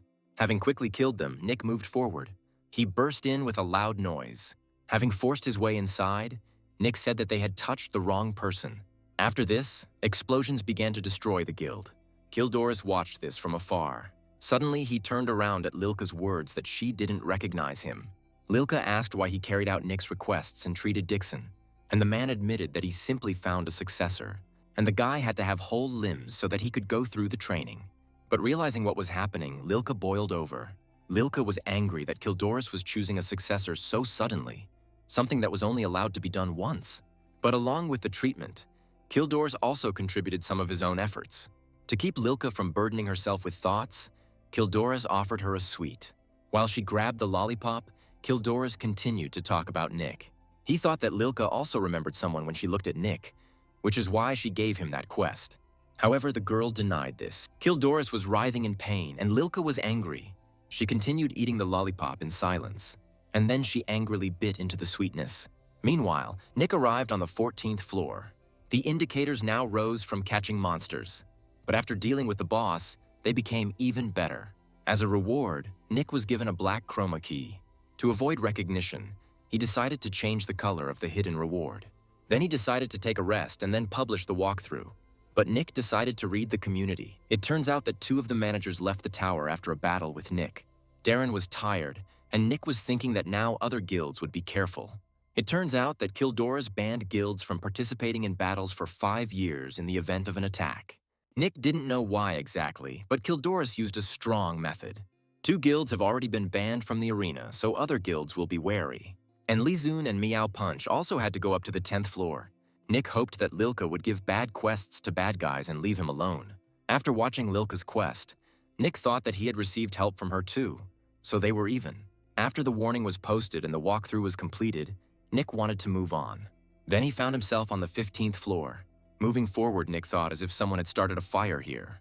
There were skeletons of the slain who had come to life, and witches who were unable to use their curses. On that floor, there was a burnt village, as well as a plague and witches. And Nick immediately found himself a victim for purification. Soon, Nick began to deal with all the monsters. He also found out that witches were causing the plague, so the village was burned down. But he also smelled the scent of hidden treasure. The zombies grew stronger from the witch's scream. They became angrier and headed towards the guy. Then Nick realized that they were being controlled by a witch, and he immediately headed towards her, wanting to attack. Nick decided it was best to deal with her first. The witch was surprised that the guy immediately headed towards her, and then Nick used the firebomb. He immediately thought that the witch was a weak opponent, but he noticed something was wrong and turned back. The zombies took damage but were still chasing the guy. Screaming in pain, they continued to approach him, and Nick didn't understand what was happening to them. Nick realized that they were unconscious, so he dealt with them easily, but it seemed strange to him. For some reason, the monsters only reacted to explosive and fire attacks. But after the zombies, Nick met skeletons. Then he decided to use the explosion as well. However, the skeletons, on the contrary, hardly reacted to the fire. So Nick decided to use the water skill. There was no reaction to the water either, so he asked Darren to attack as well. The frog's attacks also showed no reaction. Nick tried everything, but the zombies were getting closer to him. While running from the skeletons, Nick decided it was better to deal with them all at once. And after running a little, Nick decided to attract attention to himself. And then he dug a large hole into which the skeletons fell. The skeletons were obviously trapped because they were unable to think. And then Nick decided to try the explosion on them again. The skeletons were not damaged, but the pit began to crumble. They tried to get out, but almost immediately they were buried under the earth. Nick was horrified when he saw the red eyes of the monsters for the last time, after which he used the bomb on them again. Then Nick thought that the skeletons seemed to be asking him for mercy. Wanting to get away from this gloomy atmosphere as soon as possible, Nick wanted to find the treasure as quickly as possible. But suddenly he found a creepy doll. However, the information about the doll seemed like a warning to heretics, Suddenly, Nick thought that the monsters had once been heretics, and they had been burned at the stake or buried alive. The boy realized that this was why they were called victims of purification. But suddenly he wondered whether it was possible to use the word sacrifice for heretics. The witch couldn't use spells, and the zombies were made of coal. Nick learned that the village had once been peaceful, but was now filled with embittered souls. And all these evil spirits were in one field. But it wasn't the plague that caused the village to burn down. It was a massacre. Nick agreed to the hidden quest, even though he couldn't see the information about it. But then the guy's legs started shaking. This made him wonder what was going on.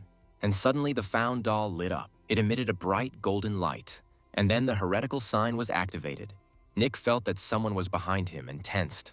A sacred weapon appeared before him, purifying heretics with flame. When the cleansing began, the weapons attacked. Nick was surprised that everything happened so unexpectedly. However, when the weapon struck, Nick was able to dodge. But it turned out they weren't aiming at him, but at the monster. They didn't pay attention to Nick and fought among themselves. And for the first time, Nick saw the monsters fighting so hostilely. Nick couldn't find any information and was given no clues. And while the monsters were fighting, he had to think. He already knew that the weapon was created by the Order of Fire. In words, it was a sign, but in reality, it was a murder weapon. Most likely, the Order warned that they needed to change their religion, but the village refused, for which they were dealt with. The villagers were labeled as evil spirits and mercilessly killed. Nick believed that since the quest appeared after he learned the truth, he was on the side of the evil spirits. He assumed that if he figured out the reason, he would get information about the quest. And then Nick headed forward. The most important thing in capturing golems was to destroy the core. And knowing this, Nick immediately destroyed the core. However, after this, he still did not receive information about the quest. But suddenly he thought of something else. Nick noticed that the evil spirits were afraid of the sacred power, but ran towards the guardians who possessed the power. The guy assumed that this happened because of a thirst for revenge. But suddenly, one golem decided to attack the guy. Nick took little damage but became angry. Nick asked Darren to help him in the battle. And immediately, the frog directed fire at the monster. And while he was blinded, Nick also attacked him. But the battle of monsters also continued. Nick couldn't do anything about the monsters being inferior to the sacred weapon. And later, he watched as the monsters were driven to the center of the village. However, in Nick's opinion, the monsters looked strange, as if they were protecting the center of the village. Nick asked Darren if he thought there was something to it. However, the sacred weapon was getting closer, and eventually they started to smash the center of the village. After a while, Nick came down to the ground. He didn't understand why there were ruins in the center. He also felt an energy that made him shiver. He believed that the divine power was attributed to heretical, and even Nick's sword reacted to this place. But Nick soon became convinced of this. He was sure that the key that would help him complete the quest was here, and he actually managed to find something. Using his digging skill, Nick found a statue of an ice goddess. It turns out that the Order of Ice disappeared because of the Order of Fire. But suddenly Nick realized that the ruins of High Alton should have been here. Then he got the key to these ruins. But at the very last moment, he thought he was wrong. But he also found records that belonged to the villagers. Previously, the Order split, and the Order of Fire won, but the Order of Ice lost. Nick believed that an incident from the past was being recreated. It was strange that the curtains attacked the village, and the evil spirits defended it. Nick finally understood that this time the evil spirits wanted to protect the village. After that, they started showing him information about the quest. Nick saw in front of him a whole statue of Prelude, the ice goddess. Suddenly, the goddess began her patronage. Nick was very surprised by this. The evil spirits began to overflow with spiritual power, and suddenly one of them grabbed his sword. Before our eyes, the evil spirits began to transform and become ordinary people. At first, Nick thought he was hallucinating, but the rest of the evil spirits were also transformed. And after this, it was not evil spirits that began to fight with the sacred weapon, but living people. But the remaining evil spirits also entered the battle. Nick was surprised that all the first-level evil spirits were modified, but the skeleton knight changed into a zombie mountain, and the witch received power and also began to change her image. It turned out that she had previously been a priestess. However, her appearance was still just as terrible. Soon, almost all the guardians were defeated, but suddenly Nick thought he saw their leader. The Purification Envoy was a weapon of the Order of Fire and was forged from the divine power of the fire god Petrodon. The witch who suddenly approached scared Nick. However, at that moment the balance of power was equalized. But on Nick's side, the fourth-level monster was a support type, On the other hand, there were fighting-type monsters. Due to his cooldown, Nick was still unable to use the artifacts, and he decided it was time to pull out his trump card, the Giant's Heart Extract. And at that very moment, Nick felt the effect of it. Then Nick was ready to send his army into battle. The guy intended to defeat the side of the Order of Fire. Nick made quick work of the Guardians. However, he felt that they seemed to have no end, and something had to be done with the Messenger of Purification too. Nick agreed with the witch that he also wanted to kill him. However, the quest was to protect the village, and Nick didn't believe that the evil spirits would maintain their protection while he fought the leader. But suddenly the witch began to cast some kind of spell. Suddenly Nick felt strengthened and improved, and his fever subsided. Other evil spirits have also received a boost. It turns out that the witch wanted Nick to go fight the leader himself. Nick obeyed and immediately began to move forward. But suddenly a barricade of gradients formed. Nick thought it would be difficult to get through, but suddenly one knight called the guy to him. After that, they were able to overcome the barricade, and Nick was very happy about it. However, the monsters got angry and still tried to block the way. Then Nick thought they wouldn't be able to get through, so Nick decided to go on his own. While running away, he managed to thank the knight, and jumping over heads, the guy approached the leader. And then Nick was ready to attack, and he managed to do it by hitting him on the head. For some reason, the sword entered the helmet smoothly, and then fire burst out from there. Having fallen to the ground, Nick immediately tried to get to his feet. Then the guy noticed that the monster was quickly recovering. But Nick was still glad that the golems died after the core was destroyed. But suddenly the guy was surprised. It turned out that the entire body of the monster was the core. However, Nick was not upset by this fact, and then he rushed into battle again. Having struck, the monster destroyed the earth. But Nick had already approached him from behind at that moment. Then he tried to make the giant freeze. Gradually, the ice covered the monster's body, and then Nick was going to cause a fiery explosion. At that moment, the monster received a strong blow, and Nick was thrown back by the recoil. It turned out that after the explosion, the monster split into 2 pieces. Nick asked with a smile how the monster had managed to do this, but suddenly the messenger began to regenerate. Nick was a little confused after watching his movements. At that moment, 2 monsters appeared in front of him, and both of them attacked the guy at the same time. But he didn't lose his composure and decided to use fog acceleration. But for some reason, this didn't help Nick. The next moment, there was an explosion. Nick was seriously injured after that blow. Then he thought that such regeneration was unfair, and then he immediately received another blow. Nick was thrown back by the attack. At that moment, the guy was already exhausted, but the enemies continued to advance. When they attacked, Nick managed to use fog acceleration. He reassured himself that this was a planned retreat, but the enemies did not want to leave him alone and approached again. When Nick was hit in the back, he didn't have time to react. Then the enemies surrounded Nick again, and then they simultaneously took aim at him. At that moment, Nick decided that he was going to die now. But suddenly there was a roar, but no blow followed. It turned out that a knight stood up for Nick. With both hands, the knight was able to stop the blow of the enemy's weapon. However, it was difficult for him to continue standing like that. Nick was surprised when he was told to leave. The skeleton continued to speak to the guy in his own language, but he promised to cope here without Nick. Having obeyed the knight, Nick left that place. However, he had to sacrifice himself for the boy, but he needed to knock both of them down to have a chance of winning. One of the monsters was heading towards the village. Nick knew they had to be stopped before the village was burned to the ground. All of Nick's abilities contained fire, so he knew he wouldn't be able to fight the Order of Fire. So Nick decided to choose a new skill book. He immediately began reading about other skills available to him. Suddenly, he noticed the possibility of combining skills. The guy was surprised that he hadn't even tested the skills, but decided to combine them right away. Now Nick had a level A skill at his disposal, returning the dead.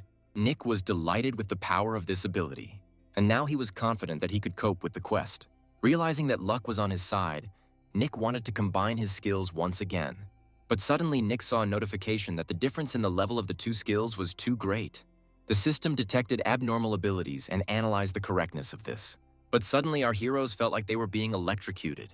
Afterwards, the system gave equality and wished Nick to rise to the 100th floor. But by this time, Nick had already managed to get scared. And then he mastered 2 more skills: a cutter and freezing breaks. He immediately headed towards his enemy and attracted attention to himself. Coming closer, Nick swung his sword easily, and he said that he would deal with this monster and then go defend the camp. Then the messenger of purification began to change his appearance to a fighting one, and then they both rushed into battle. The messenger attacked with weapons and Nick with explosions. The guy did not take his eyes off his opponent and was very focused. And suddenly the messenger swung at him. But Nick knew he only needed one chance, and then he used fog acceleration. It turned out that due to his transformation into fog, the system considered him dead. The messenger tried to find the guy, and in the meantime, the conditions for activating the dead man's skill were met. Nick began to take on his usual form, and the messenger was about to hit him. When Nick's ability activated, he was able to stop the weapon with one hand. And then the giant's weapon began to freeze. The messenger did not expect this and was very surprised. Nick looked very scary at that moment. At that very second, he decided to use the freeze breaks and almost defeated his opponent. At the end, the messenger only managed to turn around. As his body began to fall apart, he saw the guy with his back to him. Then Nick received a notification that he had killed the messenger of purification. The second messenger became tense because of this, but he also changed his appearance to a fighting one. But Nick was able to deal with him in a few moments. When this happened, the other monsters were also surprised. After defeating the purification envoys, Nick received the element of fire. The Gradients then began to gradually crumble. Then the village was recaptured and Nick completed the quest. Nick was surprised when the evil spirits began to rejoice at this. But suddenly everyone fell silent. And then they all parted for the witch. When she bowed to Nick, everyone else followed her lead. Then Nick was surprised that he received not only a boost from the monsters, but also gratitude. But suddenly the evil spirits became people again. And the witch, who had become a beautiful girl, said that they were all very grateful. But later, the real name of this floor was revealed. The Nightmare of Hugo Arte, the Defender of the Kingdom. Looking around, Nick thought that he was seeing an illusion, and he noticed that one girl had a sword of frost flame. Then Nick quickly ran to that girl, but the next second, fire appeared everywhere, and corpses lay on the ground. The Gradients attacked and burned people alive. At that moment, Nick didn't understand what was happening, and he heard someone speculate about whether history would have changed if the man had returned a day earlier. Nick thought he saw something significant, and he also had access to performance gains. But Nick didn't understand what this vision meant. Suddenly, he noticed that there was a shiny object lying on the ground. It turns out that Nick had the element of ice in his hands. While Nick did not understand how the orders, the Kingdom of Hyalton and the Sword of Frostflame were connected, Nick thought that the luck indicator reacted to Lilka's sword because of this quest. While he was thinking, a new portal appeared. For some reason, Nick couldn't stop thinking about the villagers. Thinking that he was uneasy, the guy decided to move on. Hugo Arte felt grateful to Nick, and now the boy could patronize fire. There was fire everywhere on the 16th floor. Nick was horrified to think that he had not received a reward for the quest. Nick was upset, and fire spirits who showed friendliness followed him. The spirits were monsters, but they could help climb the tower. If a person received a skill related to souls, he became a patron of souls. Nick thought the 16th floor was easy, but suddenly I saw that Darren was covered in fire. Then Nick asked if he was jealous that Nick called the spirits cute, but Darren only punched the guy in the face. Then Nick had to apologize, calling Darren the cutest. Looking at the frog's butt, Nick thought he had overfed him. Only then did he notice that everything was on fire, and for some reason he didn't feel the heat. But he decided it was time to raise his skill level. Having made the upgrade, Nick thought that he was spending points with the same difficulty that he earned them. But now Nick could kill low-level monsters with his bare hands. And Nick wanted to take a look at the community, because he had completely stopped caring about the guys. Now the guilds couldn't just attack, and Dixon was receiving lessons from Kildoras. And Meow Punch was on a quest with the Empress on the 10th floor. Nick laughed because the slime was the only one with nothing better to do. However, he decided to storm the 20th floor and look for the princess. Nick decided to hurry and move on because he didn't want to cross paths with the slime. But Darren asked why Nick hadn't written about getting past the 15th floor. But that quest had a lot of unclear conditions and variables, so Nick risked getting a negative reaction. But Nick stopped in front of the portal. He told the spirits that when they met the slime, they should be friendly. But the slime was upset that the princess did not answer him, and the slime wanted to know which of them would win. There was a desert on the 17th floor.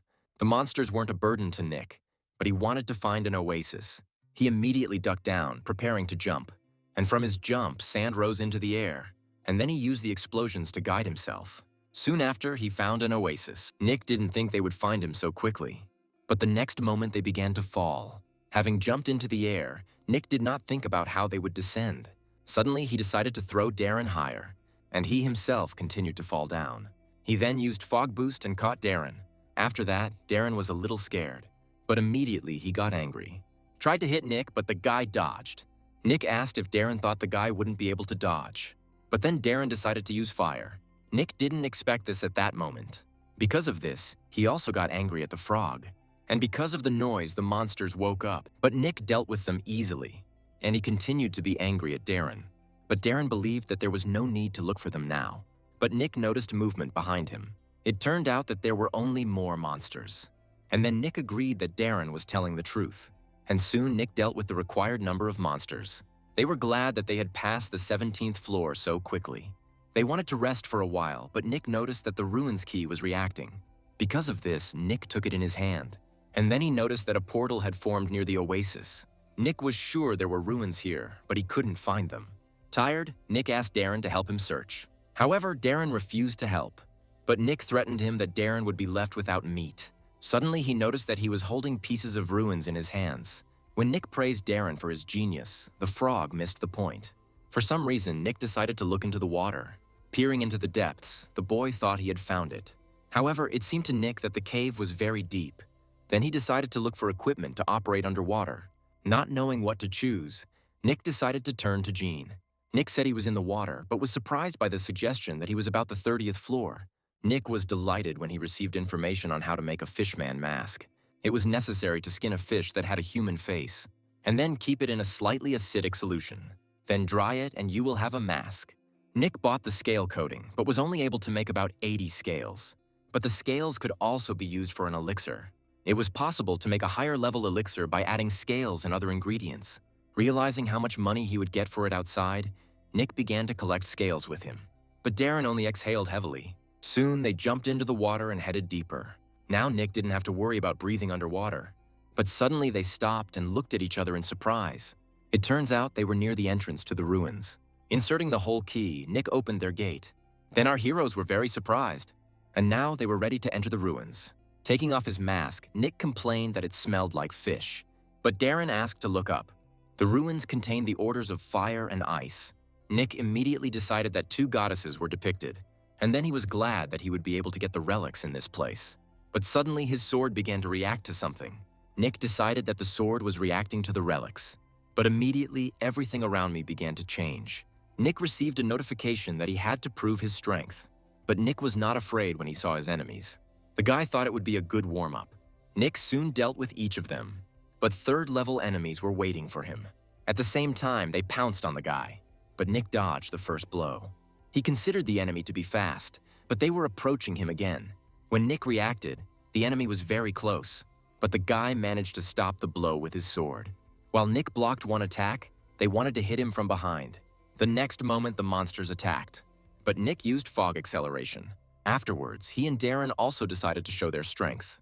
Darren's saliva was slowly eating away at the armor. Nick shoved the weapon into the resulting hole. Then he said to get ready. And then he started using the explosion. After this, the monster was torn apart from the inside. The other monster was surprised by this. But then Nick was already approaching him. Using the cutter skill, the boy killed the monster. At that moment, Nick's strength was recognized. Then Nick was glad that the messenger of purification did not appear. Next, Nick had to walk on fire, which was expected from this temple. Even though Nick had high fire resistance, he still felt hot. Once the path was completed, Nick tried to cool down. But at that moment, Nick began to guess what the second obstacle was. And Nick was right. We had to go on through the frost. This was the road to the Order of Ice. Nick immediately asked Darren to turn on the stove mode. The guy was breaking apart some of the boulders. Then he thought that with Darren and the skill to break ice, the road would be easy. Soon he had to open the last door. When the door opened, a bright light poured out from behind it. But Nick's final obstacle was testing Magnarok. Whoever passed the test could choose a relic. The guy's eyes were wide open from the A-level relics. But at that moment, Magnarok greeted him. He explained that the support of the Order was elected in this place. But Nick had already demonstrated his abilities, so he was offered to choose a relic. But Nick could only feel it, not receive it. However, Nick was still dizzy from all the treasures. There were too many treasures in front of him to choose from. Using his vision, Nick quickly made his choice. Magnarok asked what the boy chose, but then he saw it himself. Nick wanted to choose the blade of the Frost Flame sword. Magnarok approved of the guy's choice. Nick was also delighted with this sword. But suddenly the element of fire began to merge with the sword. Nick didn't seem to expect this at that moment, but the fusion of the two objects produced a bright light. But after that, the Frost Flame Sword regained its original appearance. Nick was glad that the sword even had an additional S-level option. But if Nick fails to gain Magnarok's recognition, the relic will be sealed. And at that moment, Magnarok decided to begin the test. When his hand fell to the ground, Nick was surprised, but its fragments began to come together into something. This is how the Guardian Phalanx was formed. Then Magnarok said that the Order of Fire and Ice had 3 dogmas. The first was the protection of what was most precious. Nick thought about the question of what was most precious to him. In fact, the boy's parents died, and he couldn't even wait for a call from his friends. And now he only had his colleagues in the tower, but Nick wasn't sure that he cared about them. Then Nick realized that he had lived a very sad life. But suddenly his attention began to be drawn to Darren, and then Nick was glad that he had this pet. Magnarok was a little confused by this, but he was ready to begin the test. Nick was asked to fight to protect what was dear to him. Then the guard pounced on the guy. He threw a punch, but Nick dodged it. Nick immediately realized that the sword had sacred power. He stretched out his hand, about to use the explosion, and he managed to hit the enemy in this way. However, the guard received little damage from the explosion. Almost immediately, his limbs began to regenerate. Nick found this incredible and asked Darren to attack. By hitting the target, Darren slowed down his regeneration. Then Nick used the cutter skill. Nick was glad of the ending, but Magnarok thought it was not enough, and he began to create many opponents who would be equal in strength to Nick. But Nick was surprised that there were so many of them. Because of this, he used the enhancement cube and attacked, with additional damage for a triple hit. Nick decided that since there were a lot of enemies, he would go straight ahead. Then he used a firebomb, and he continued to crush them with the blow of his sword. One after another, he continued to destroy his opponents, and gradually their remains formed around him. Magnarok found Nick incredibly strong, and Nick was the first one to come here with the relic. But the monsters kept coming closer, and the next moment, several of them merged into one. This made him more terrifying, and Nick was glad that he had saved the artifacts. When the monster attacked, Nick was able to stop the attack. However, from the collision of two forces, everything around collapsed. But thanks to the attack, Nick was able to absorb almost all the necessary damage, and soon the monster saw a light appear in front of him. After this, a powerful explosion occurred. After the explosion, someone's figure was visible from the smoke, and when the smoke settled, it was clear that Nick had survived the battle. The monster only had its core to destroy, and by destroying it, Nick spread the ice, and then he asked what the next dogma was. Magnarok was surprised by this outcome. Nick asked if he thought the guy was that strong. However, Nick knew he was tired and tried to hide it. Nick used almost all the skills except the Dead Man and Fog, and Darren's abilities remained. And then Magnarok congratulated him on passing the first dogma. After that, something started to happen in the room. When the cube's power-up ended, Nick used it again, and Nick was given the power to strengthen the spirit of demons. At that moment, he was glad that he had got a 6 for the first time. However, the mana consumption was also high. Suddenly, Darren noticed that a spirit had come out of Nick. This spirit materialized based on Nick's magical power. The man who owned this spirit rose to the 84th floor. The spirit wanted to attack, but Nick stopped him. Then Nick asked him to fight in a way that would be within the boy's strength. Magnarok was surprised that Nick overcame the first dogma with the help of ice. Nick was grateful for the praise, but wanted to move on to the second dogma. But at first, Nick did not understand what the blessing of fire on the second dogma meant. And then light poured out from Magnarok's crown. For Nick, that light became too bright, and the next moment someone's blood was spilled. It was revenge. At first, Nick didn't understand what had happened, and then he turned his worried gaze to the side. It turned out that Magnarok killed Darren. Tears came to Nick's eyes when his pet died. At that moment, Magnarok told Nick to burn like fire, but this only made Nick angry. And then, without hesitation, he rushed into battle. Nick used the blast and the cutter without stopping. At that moment, he saw Darren's video in front of his eyes, and the feeling of guilt ate away at our hero. Nick regretted that he couldn't protect his friend. Then Magnarok said that being honest in one's feelings is the nobility of fire. But Nick did not want to listen to anything and demanded silence from Magnarok. Then the guy used the water skill, and having doused the enemy with water, Nick froze him. However, this attack was not enough, and Nick was surprised when they wanted to attack him. Realizing that he couldn't dodge, the guy just closed his eyes. And then it turned out that the spirit had covered Nick. Having given the command to hold the enemy, Nick rushed forward. And then he angrily wished death on Magnarok. And at that moment, Nick used fire and ice at the same time. And then he gave the command to the spirit. Nick demanded that he hit with all his might. With a stern face, the spirit replied that it would be done. And then he delivered one precise blow to the enemy. After this, Nick was exhausted, and everything around was in ashes. While Nick was trying to catch his breath, the spirit approached him. Then Nick told the spirit to return, because the guy had little strength left. Finally, the spirit said that the sacred creature could only be destroyed by magic or chaos, and the tower took a lot from them. And the spirit hoped that they would see each other again someday. But Nick was devastated at that moment. Then he used fog shift and dead person return. Coming closer, Nick asked how he dared kill Darren. Because of this, Nick wanted Magnarok to die too. And then Nick used revenge. All the accumulated power was released and Nick was exhausted. The guy swore because he was tired. Then he learned that it was impossible to destroy Magnarok. Nick thought maybe he should have aimed for that crown. Having recovered, Magnarok again praised Nick and said that no one had ever gone to such lengths.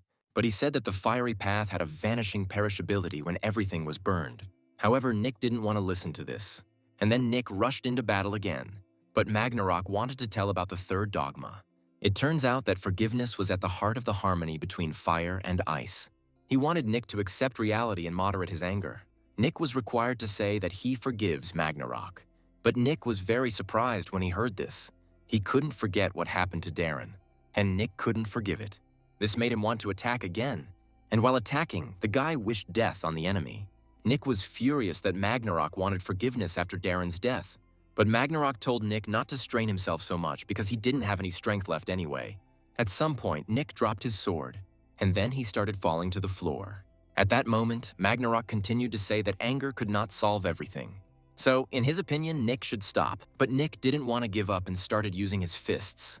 Nick ignored the words that he needed to stop, and he continued to smash his fists until they bled.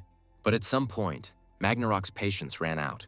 Then Magnarok said that he who does not know how to forgive is not worthy of becoming the support of the order. But Nick said he didn't need peace of mind or becoming part of an order. He wanted the power to ensure that nothing like this would happen again. But suddenly, Nick's whole body was bound by a thread. Magnarok said that Nick cannot forgive. Therefore, he is not worthy. But Nick replied that if Magnarok wanted forgiveness, he should have apologized first. Magnarok didn't listen to the guy and promised to take the relic and plunge Nick into eternal sleep. But Nick was angry that he stood his ground until the end. Then he decided to use his dagger.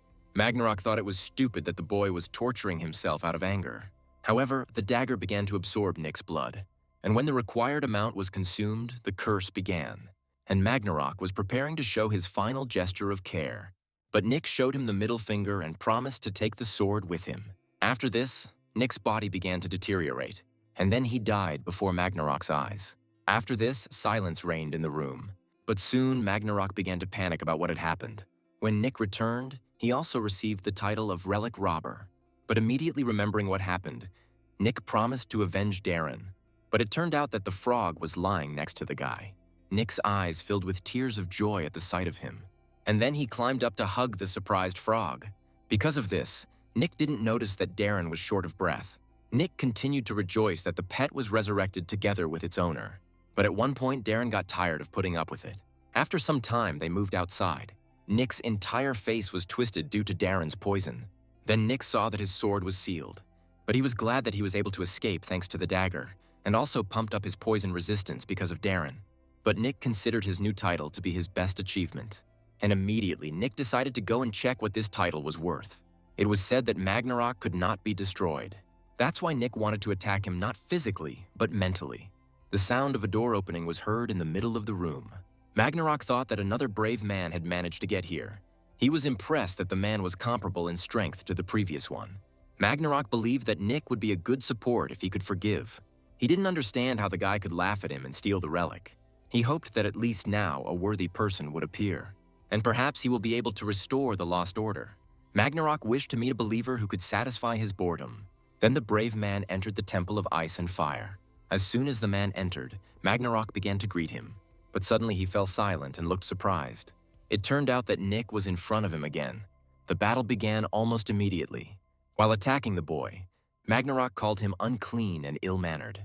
But Nick managed to dodge all the attacks, but some of the explosions sent debris flying towards him. The guy dealt with them using his weapon. Magnarok was surprised by the guy's strength.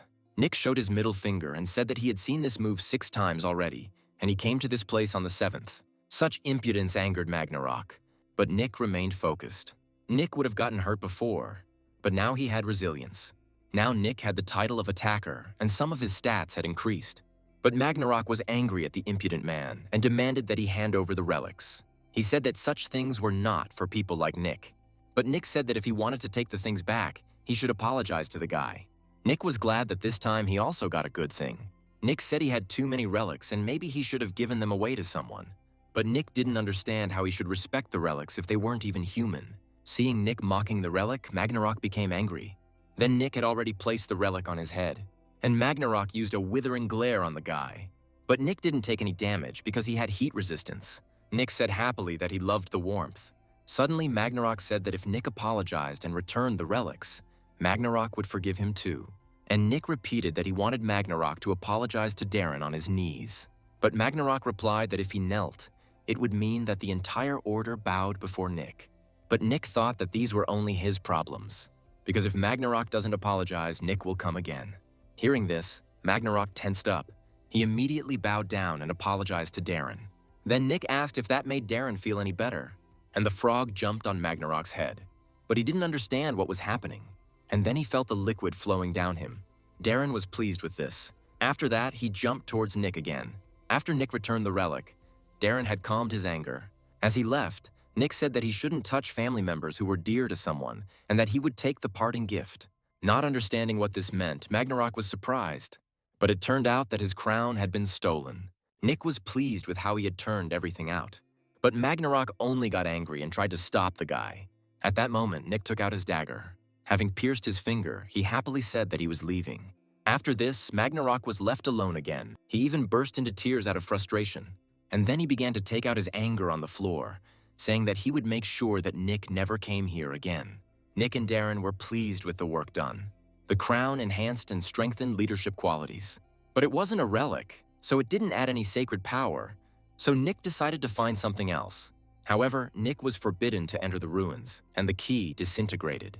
Nick thought the limit was low, but he had a good time, so he was happy. Leeson decided to thank Nick for the information about the mask, so he gave him the unknown parchment. Nick was exhausted from the last week, but was glad that he was able to score points. Nick decided to spend his points and bought power-up coupons. He didn't improve all his skills because he didn't have enough points. And to become strong, Nick had to spend a lot of money. He decided to improve some skills and buy something else with the remaining points. Then he combined the skills. Nick has received a silver shop level, so there are more skills to choose from. Using his eyes, Nick determined what would be best to take.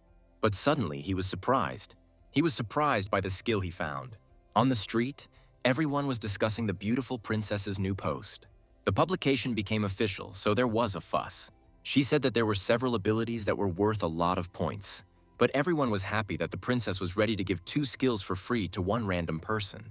Many were glad that the large guilds would not get anything. This made the guild representatives angry. There was a loud burst into Sam's office. Having burst in, the girl asked if he knew why they had come. Sam said he saw that post too, but he suggested calming down and talking calmly. But they were angry that they too were suffering losses and were being pressured by other guilds. Sam asked what the other guilds wanted. It turns out the guilds didn't want the beautiful princess to be touched. Sam replied that then they were out of the deal. Sam replied that they had widened the gap with other guilds, so they couldn't miss out on those skills. Standing up, Sam demanded that everyone gather. He said he had a plan. Meanwhile, Nick was happy about something. He continued to learn new skills. Nick was happy that he would get a lot of points if he sold his skills. Nick believed that trading with guilds was profitable, but he wanted to give one skill to his friend Meow Punch.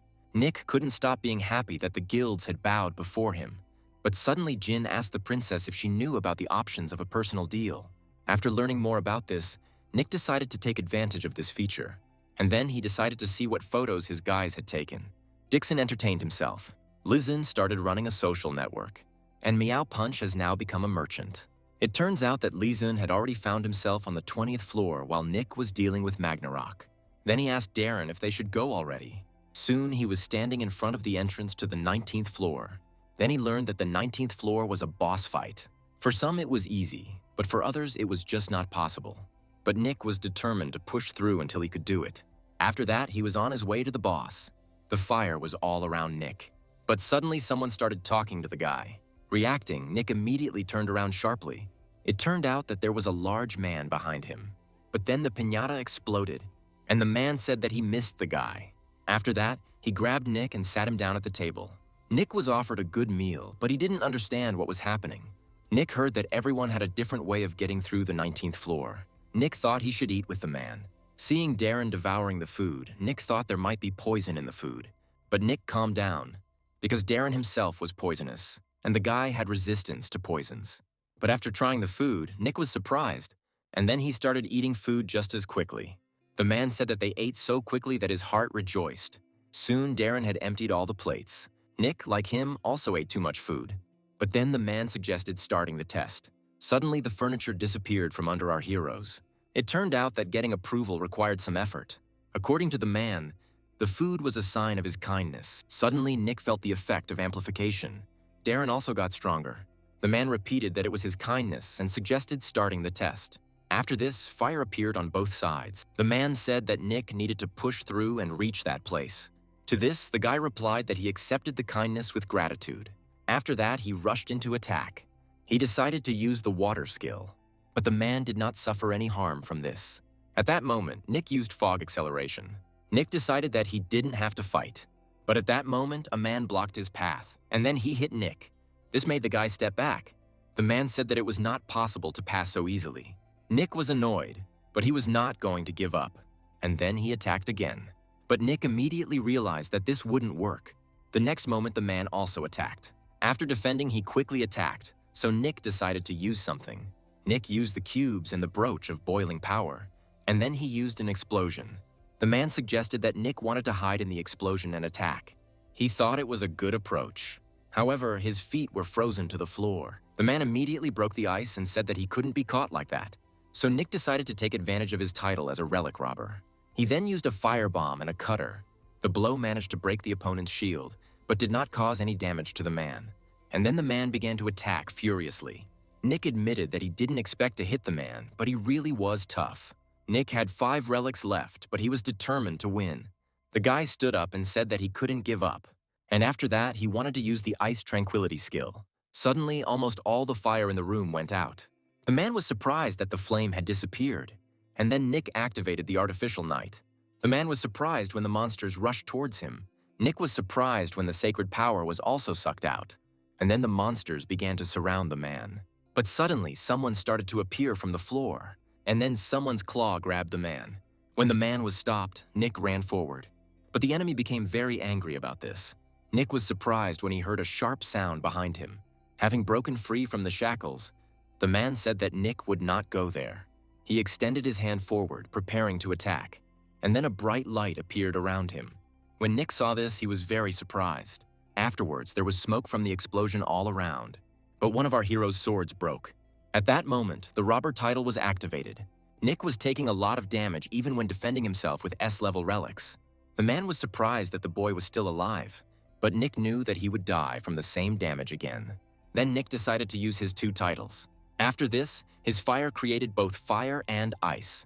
And then he furiously attacked the man. When the enemy saw the sword in Nick's hands, he froze in surprise. The next moment, the entire room was filled with fire and ice. Nick was surprised that he had only used the original power once, and already had such a result. Nick thought that if he knew how to use a sword, he would be more dangerous. But at that moment, his legs gave way. Then he noticed that he had arrived at his destination. At that moment, he was surprised that he hadn't even noticed how he had completed the mission. Then the man walked up to Nick and looked at him sternly. And then he asked the guy where he got the real sword of Frost Flame. The man asked how this was possible if the sword was destroyed. He begged to give him the sword, and Nick asked to stop shaking him. When Nick threw up, Darren was horrified. Afterwards, the man apologized and said that Nick most likely felt uncomfortable after eating. Nick replied that if he wanted to apologize, he should give a reward. Due to Nick's interest in his sword, the man decided to give him something special. At that moment, Nick received the Seal of Fire. Immediately, the fire seal began to be absorbed. After this, Nick received 50 points to each fire-related ability. Afterwards, he asked what the approval of the Order of Fire meant. The man replied that the boy had probably failed Magnarok's test, but he himself had not given approval for the use of the relics to their full potential. Then Nick was surprised that he could use the relics. And then the man asked if the guy would give up the sword. And in return, he offered Nick something useful. The man offered Felon's red helmet, part of a kit Nick wanted to assemble. Then Nick was surprised that the helmet was in the possession of one of the bosses, and immediately Nick decided to agree to the deal. Both heroes were happy with this deal. After Nick wanted to move on, the man wished him luck. When Nick left, the man asked someone to come out. Then Lilka said that the man could easily deal with the guy and let him go. But he replied that he hadn't had this much fun for a long time. He said he wanted to see Nick's abilities, and the last hit was incredible. But Lilka replied that it was because the man was using scrap metal. She asked mockingly if the temple support could use such a thing. Then a new shield formed in front of her. The man was surprised when he saw him. It turned out that the shield had found a suitable owner, and now the relic was awakening. Lilka said that for a long time she could not find someone who would get the dragon scales and asked if the man would now go to the 29th floor, and he sternly replied that he should do it. Lilka said that they could hate him, but he replied that he needed to take that into account. And the third dogma, according to him, was about forgiveness. After this, the man wanted to go somewhere. Then he was glad that he was finally going to Magneta. Nick, meanwhile, found himself in the safe zone of the 20th floor. Nick immediately noticed that there were fewer people here and they looked capable. Then Nick thought that Li Zun should have been here too. Nick also remembered that Lilka promised to meet on the 20th floor. It was at that moment that he saw the girl running forward. When Nick saw her, he was as surprised as she was. Grabbing Nick's hand, Lilka asked him for help. Noticing the blood at his mouth, Nick began to think about the bad. With horror, he decided that the major guilds had attacked her. But the girl brought him to the store and asked him to pay for everything. Then Nick was very surprised. He realized that these were not bloodstains, but traces of food. The store owner asked why Lilka always brought someone in and ate on credit if she had money. Overjoyed to meet her, Lilka wanted to hug Darren, but Nick dodged the girl. Then she was surprised by the guy's behavior. Lilka reminded him that Nick had promised to touch Darren and asked if his beloved girl had missed her. But Nick didn't remember that. But suddenly he was surprised and asked Darren if he was really a girl. At that moment, Nick noticed that he was attracting too much attention. Nick firmly said that if Lilka wanted to hug Darren, she had to pay the debt first. Lilka was unhappy, but she returned the entire debt. And Nick was angry that she wanted him to pay so much. Lilka was eager to touch Darren, and Nick suggested going to a quiet place. After this, Nick politely said goodbye to the owner of the counter. Entering the alley, Lilka remembered their first meeting and asked if Nick had a fetish for them. But Nick said they were there to have a quiet talk and asked if she had sold any things.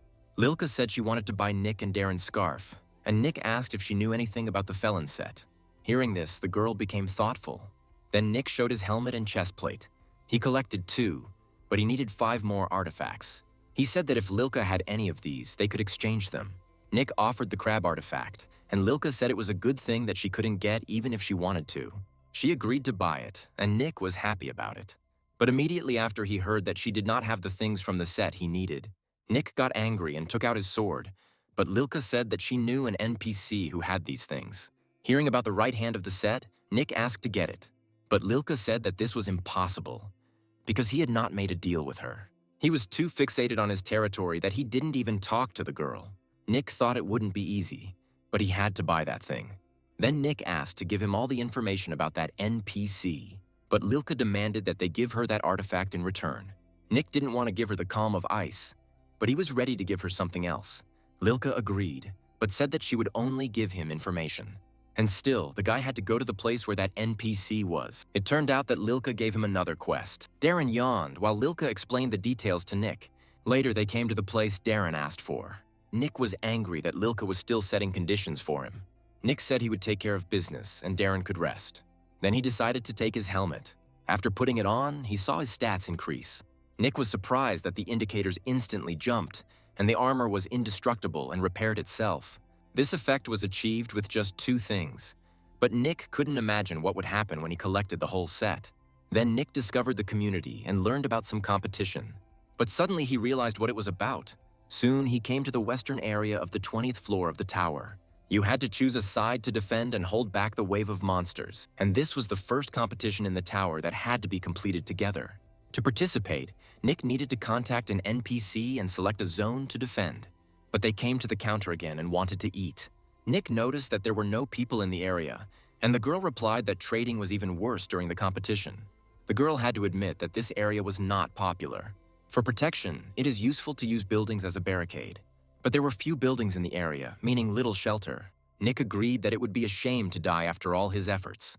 But the girl said that the points of a deceased participant were distributed among the remaining ones, and because of this, deaths were sometimes staged. Wherever you go, there will always be bad people. Nick thought that if he tried hard enough, something like this could become a good variable. There was no desire to protect this area, so buildings collapsed and trade was poor because of this. Then Nick was surprised that Lilka owed money to such a poor girl. In this competition, you had to work together, and naturally people went to where there were more people. But this meant that whoever defended the zone without participants would be able to get all the achievements. The girl sadly said that it wasn't difficult yet. Nick should go to another area and participate there. According to her, the NPS could refuse if there were too many people. But she was surprised when Nick asked if she would refuse him. He asked if he could just walk past the crying lady. Nick promised to protect the area and waited for all the points to be his. The girl said that he didn't have to do that. Suddenly, she squeezed the guy's hand with great force. Nick couldn't hide the pain after that. The girl, surprised, recoiled from Nick and apologized. Then she took off her hat and promised to explain everything she could. In the southwestern part of the floor, people were already waiting for the beginning. Old people were playing board games on the street, but they were surprised that one person was still doing his business here. They were surprised that a man could do something here alone. Then they said that if something bigger came, it would break the supports, so it was better to make traps in the ground. But the man got angry and asked why they said this only now. Then a dispute arose among the NPCs, but someone said that the man still wanted to protect them. They said that the man came here to get first place. Meanwhile, the man continued to work. Leeson was so tired the whole time that sweat was pouring off him. Meanwhile, Nick was almost ready and was looking for Darren. But the frog ate the chips calmly. Nick was happy that he was using the A-level sword he bought from Lilka for the first time. After discovering the community, Nick was surprised by the slime's desire to win the battle. Nick thought that Dixon was a strong opponent, so the slime had to be no worse.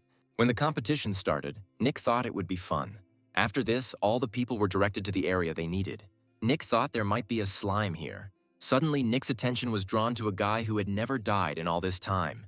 Nick was surprised that he never died, despite having A's abilities.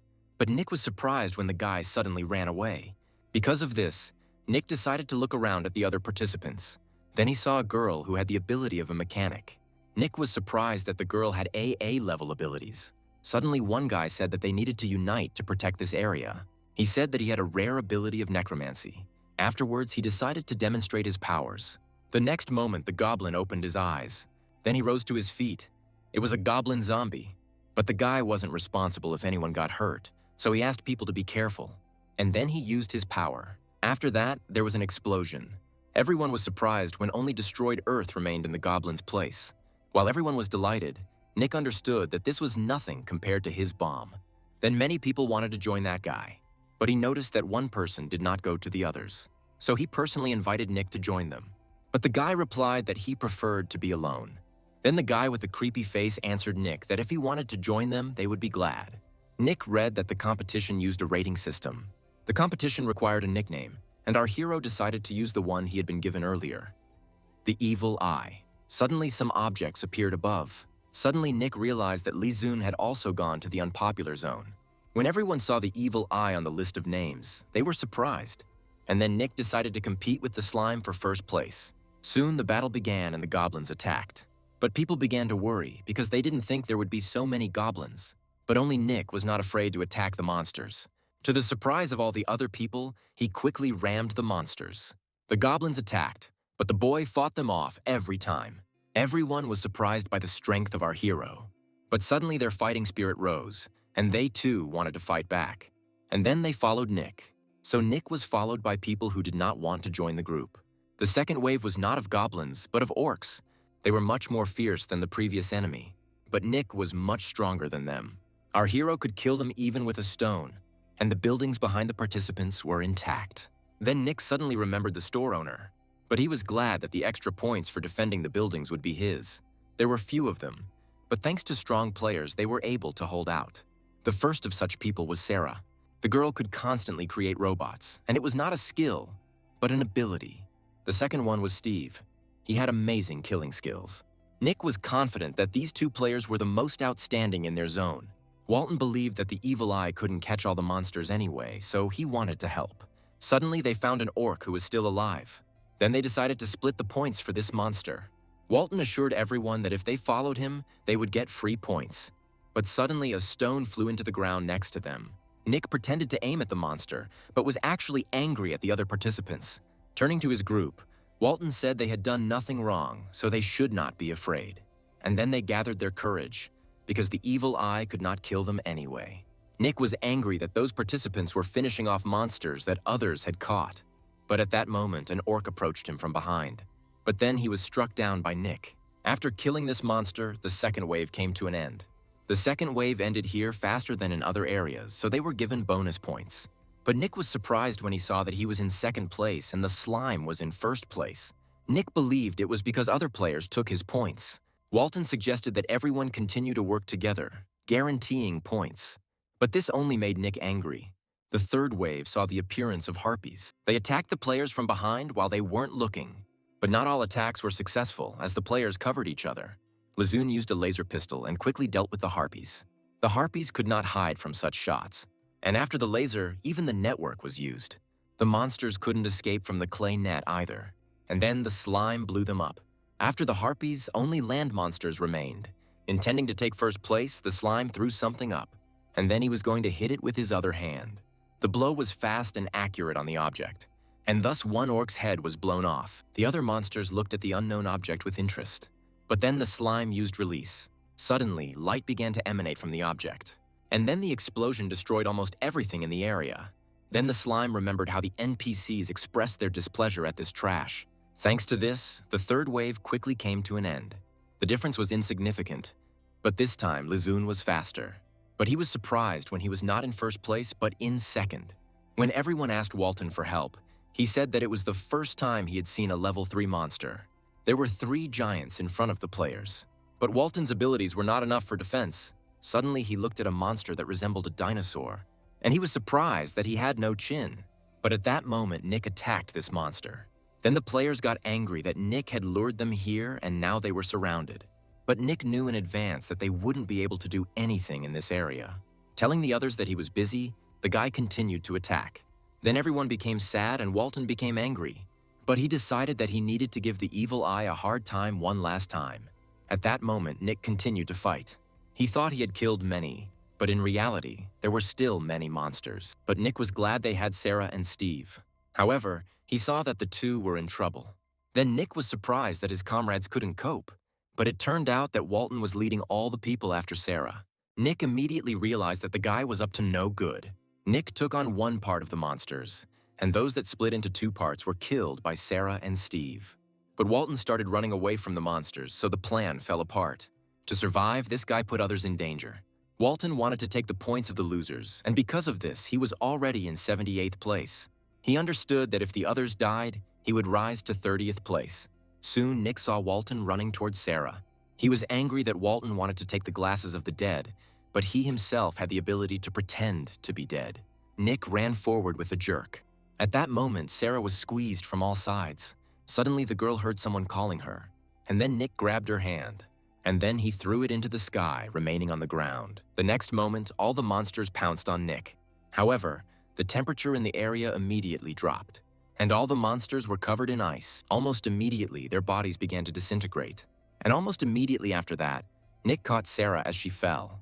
The girl wanted to thank her, but Nick interrupted her, and after that, they jumped high into the sky. When Nick came down to Steve, everyone was surprised. Then Nick decided to help Steve too. Having dealt with the monsters, he grabbed the guy by the collar, and then he also dragged him away from a pile of monsters. Walton saw an explosion in the distance. Soon he saw the evil eye. Pointing to the guy, he told his men that they could survive there. When Nick heard the cries for help, he immediately turned around. The people running after Walton asked Nick for help.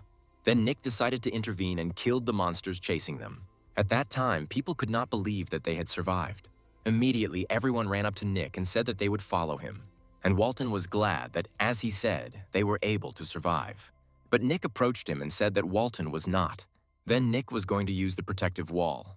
The will of the defender was activated. Using it, Nick dragged the guy along with him, and then he threw him to the ground. Walton demanded to be let inside, but it was impossible. The guy kept insisting that he saved everyone. But Nick answered him that most of all, he despised people like him. And after that, he left Walton alone. In horror, the boys simply asked the evil eye for help. But almost immediately, monsters appeared in the area. They all pounced on the guy when he asked to be let inside. The next moment, everyone saw notifications that Walton had died. Because of this, Nick decided that he needed to wrap it up too. Sarah and Steve weren't sure the evil eye could handle all those monsters on its own. Steve was amazed that the guy took on the monsters to save others. But suddenly they saw a strong flash. An explosion thundered in the middle of the city. Then everyone was surprised, not understanding what kind of explosion it was. At that moment, the protection was canceled. Then everyone thought that the evil eye had died, so the protection had worn off. But Nick told everyone that it was all over and they could rest easy. Their zone also received extra points for completing the task faster than everyone else. At that moment, everyone began to praise the evil eye. Many fell at his feet, thanking him for saving them. But Nick assured everyone that all this was in the past. Then Sarah and Steve approached him and decided to get to know each other. Sarah said she saw the evil eye fight on the 10th floor and save the bald man. Steve didn't see it, but said he heard about it in the community. It suddenly turned out that Steve was also a fan of the beautiful princess. But Nick asked if they hadn't avoided him in the beginning. Steve said they didn't know if the evil eye could be trusted. Sarah said that they were also followers of the princess and were able to become stronger thanks to her. When Nick was asked if he was a member of the KPL club, he did not understand what was being discussed. It turned out that this was not a guild, but simply a club created by the princess's followers, where people communicated and exchanged information. It turned out that the club was created by Jin, who personally spoke with the princess. Nick was surprised that even Jean decided to create a fan club, but he was even more surprised when he heard that he did not take first place. Nick saw that he had a very big gap with the slime. This was because the slime was the only one surviving in its area. That's why I was able to get points for all the waves. When he started to leave, everyone tried to stop the evil eye, but Nick calmly replied that he needed first place. Afterwards, he walked to the edge of the fence and took out his sword. He was notified that he could not leave the zone until the competition was over. Taking out his sword, he said that it was time to justify his price. According to the information about the sword, it could break through the boundaries of anything. Nick swung and struck. Having broken the fence, he apologized to the slime in advance for taking first place. After a while, the slime was glad that victory would be his. He started thinking in advance about how he would tease the bald guy, but suddenly he saw that changes were taking place in the rankings. Then he took off his helmet and threw it away in anger. Sylvia was angry that Nick had passed her even though he had run out of waves. Sylvia was angry that he had even more points. She promised herself that the next time they met, she would definitely win the evil eye. It turns out the girl was a gold medalist in volleyball. But while she was thinking about this, the points continued to rise. After this, all boundaries disappeared and the competition ended. Suddenly, someone turned to Sylvia. 3 guilds at once joyfully greeted the girl. Someone offered the girl some water. When the girl prepared to fight, she was told that they were not there to fight. Everyone said that they didn't even have weapons. Someone even offered her a gift, wanting to convey to the beautiful princess that they were not bad people. The girl realized that through her, the guilds wanted to establish relations with the princess and Dixon. Meanwhile, everyone continued to praise the girl. However, Sylvia was angry that she got second place. Angered, she admitted that she was in second place and asked if she should kill them all. In gratitude for his help, the shop owner treated Nick to something. But Nick was outraged that Darren and Lilka did nothing but wanted to eat. Lilka joked that the owner allowed her to eat, and Nick simply proved that he was greedy. But Nick knew that Lilka had repaid the debt with interest so that Bella would have more money for her recovery. Thinking that Lilka was being frivolous, the guy chuckled. When Nick logged into the community and learned that guilds had contacted the liquor to ask him to sell them skills, he just chuckled. Nick thought that he shouldn't sit idle and should go higher. But suddenly he wanted to ask Lilka something. Pointing to the parchment, he asked her if she knew what it was. But Lilka didn't know what it was either. Suddenly Bella said that she had the same thing. When Nick was surprised that NPCs could do something like that, Lilka asked how they would give quests then.